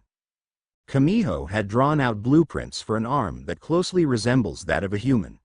It also has a theoretical strength increase of 30% along with some other minor improvements. This design is not as simple to realize as Ebisu's is, but it is more universally usable. Mei and Izuku gave improvement ideas to them while all four of them were discussing minor improvements and flaws in the designs. The next day, Izuku and Mei had slept in the fox den because they wanted to work as much as possible. Around 1800 had both Kamiho as well as Ebisu left, stating that they weren't as nuts as Izuku and Mei, which confused Mei but amused Izuku. It was now around 7 in the morning and Izuku had gone to the lookers and changed his clothes into the normal school uniform. He was now walking towards his classroom. Today would be special. The first real lessons at UA, and after lunch they would have heroics with All Might, and if you ask how he knows that simple, his mother told him. Izuku now also has his noise earplugs in his ears because he isn't willing to go deaf when all teachers are this loud. The earplugs work so that they simply silenced a sound if it gets too loud for Izuku's sensitive ears. After he and everyone else got into class, Oboro got in. He was wearing the same clothes as yesterday. Okay. So today I want each of you to introduce themselves to your classmates, and after that you will choose a class representative and his or her vice. Oboro explains. Okay, we will go one lane from front to back and then begin at the front for the next lane. Everyone understood? He asked. Getting a yes, he continued. Okay, then please go first, Yuga Aoyama. Merci beaucoup mon ami. My name is Yuga Aoyama. I am 15 years old, he told them with a French accent. Aoyama is a 168 centimeters tall, slim build young man with a rather feminine face. His hair is long, blonde and worn, flattened down around the majority of his head, spiked and sticking out to the sides at the bottom of it, with a side fringe that curves upwards a little before it does down. His eyes are bright indigo with long eyelashes. He is also constantly twinkling as he speaks. My quirk is called Narval Laser. It lets me shoot an female laser from my belly button. Ravi de vous rencontrer. He finishes and sets down. The girl behind him got up. Hello everyone. My name is Mina Ishido and I am 15 years old. She started with a high-energy voice and a bright smile. My quirk is called Acid. It lets me generate, as the name implies, acid from my skin, but I can regulate how strong the acid is. She then smiles and sets down again. The girl behind her got up. Hello everyone, Kiro. My name is Suyu Asui, please call me Suyu. She started with a neutral voice and put her right index finger to her mouth. Suyu is, with 150 centimeters, a fun-sized girl of a relatively slender build and has notably large hands. Her appearance is rather frog-like. She has a very wide mouth, which dips down a little in the middle just like that of a common frog. Her hair is a dark sea green color and is very long, reaching all the way to her waist with the ends tied together at the bottom in a large bow of hair. She has 2 shoulder-length clumps framing her face. My quirk is called Frog and it does what the name implies, Kiro. I am happy to know you all. She finished and sat down as well. Iida sits behind her and gets up in a robotic manner. Hello classmates, my name is Tenji Iida and it is a pleasure to meet you. He began while chopping in the air with his arms in a serious voice. Tenya is a 179 tall and muscular young man with a wide frame. He has short dark blue hair, flattened neatly down. He also wears glasses with rectangular lenses and gives a rectangular aura off. My quirk is called Engine, and as some of you may have seen yesterday, it gives me engines in my calves. I hope I get to know you all and that we will all become great heroes. He finishes and sets down. The girl behind him gets up. Hello everyone, she said as she waved at them, giving off a very friendly aura. My name is Ochako Uraraka and my quirk is called Zero Gravity. It allows me to cancel the gravity of objects I touch, she says, and to demonstrate torches one of her pencils and lets it float before her. Ochako is a not as fun-sized girl as Suyu with 156 centimeters. She has a slender yet curvaceous figure, shoulder length and about the same color as her eyes. Her hair is bobbed and curved inwards at the ends, 2 longer clumps taking the same shape on either side of her face. She then puts her hands together and releases the pencil. I hope to get to know you all well and that we all can become friends. She finishes as she sets down. With her finished, the boy at the first row of the second lane starts up. Hello everyone, my name is Mashirao Ojiro. He began in a clam voice. My quirk is called Tail, and it gives me this tail. He then pulls his tail up and waves with it at the others. Hey ho, I am Denki Kaminari and my quirk is called Electrification. It gives me the ability to generate electricity from my body. Denki told them with energy in his voice. Haha, Eijiro Kirishima is my manly name and my quirk is called Hardening. It lets me turns my skin and interior stonhard. Eijiro told them in his high-energy voice. Hihi, Tetsu Tetsu Tetsu Tetsu is my steelhard name. My quirk is called Steel, and it turns me into steel. It is basically the same as Eijiro's quirk. Tetsu told them in the same high-energy voice as Eijiro. Yo extras, my name is Katsuki Bakugo, my quirk is called Explosion, and I will become the #1 hero, so you better remember my name, he exclaims, getting protest from others but most just ignore him. Hello, I am Kyoka Jiro, it is nice to meet you. My quirk is called Earphone Jack, she told them as she held up her earlobes that work like headphone cables. It gives me an extremely fine hearing. Hello everyone, I am the Shadow Empress Fumi Tokiyami. My quirk is called Demon Bird. It gives me control over shadows and I can freely form them, but they are stronger when they have a bird form, she told them. Fumi is a fun-sized girl, with 153 centimeters tall, She has a slime but with a mature physique build. Her hair is long, like black feathers, while her eyes look like pyrite. Hanta Zero is my humble name and my quirk, tape. I can generate and shoot tape from my elbows. He tells the others as he holds up his arms. Hello. My name. Yui Kodai. Quirk. Size, she began in a neural voice. Lets me control size of things I come in contact with. Hello. My name is Shoto Todoroki. My quirk is called, half cold half hot, he told them and then simply sat down. Ha ha ha. My name is Rumi Usagiyama, she told them as she strikes a cool pose. Rumi is now 160 centimeters tall. Her figure is muscular and matured a lot in the last 10 months because of her training by All Might. Her hair is white, smooth and goes down to her waist. Her eyes resemble rubies. She has white rabbit ears and a white cottontail. My quirk is classified as two separated quirks because they have different effects. My first quirk is called Rabbit. Yeah, the name says anything. The second is called Ratio. I'll let you figure it out yourself what it does, but not now. She then sits down and Izuku stands up. Hello guys. My name is Izuku Midoriya, but like I told you yesterday, please call me Zenko. He began with a smooth voice. His natural aura claims the room, but only Rumi, Fumi and Tsuyu could feel it. Well, my quirk is called Kitsune. It gives me my fox appearance and lets me control fire to my wish. Izuku said. He had told his mother and the others that knew about his quirk that he will call it Kitsune for the time being. Izuku is a 170 centimeters tall young man with a muscular but slim body. He had grown his hair out. It reaches now down to his shoulder blades, but he had bound it into a low ponytail. His hair is dark green with black tips and one silver streak on the right side over his left eye. On the top of his head are fox ears that have the same green color as his hair, with the tip being black. The fox ears had replaced his normal human ears. He has 3 fox tails looking out of his uniform. They are as green as his hair with black tips, but they now have silver rings 3/4 in the length of the tail. His iris is emerald green with golden rings around them and 5 purple rays in the iris as well as black slit pupils. He then sits down and Kendo stands up behind him. Hello everyone. She starts with a bright smile and her eyes closed.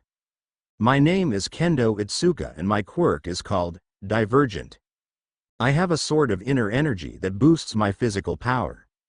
The energy pulse inside me, and when I activate the energy it gives a boost to my hits, but these second hits always hit the same spot I hit or by my body. It sounds complicated, but when I use it it's simple. Kendo said while rubbing the back of her head. She changed in appearance a little after she met Izuku for the first time.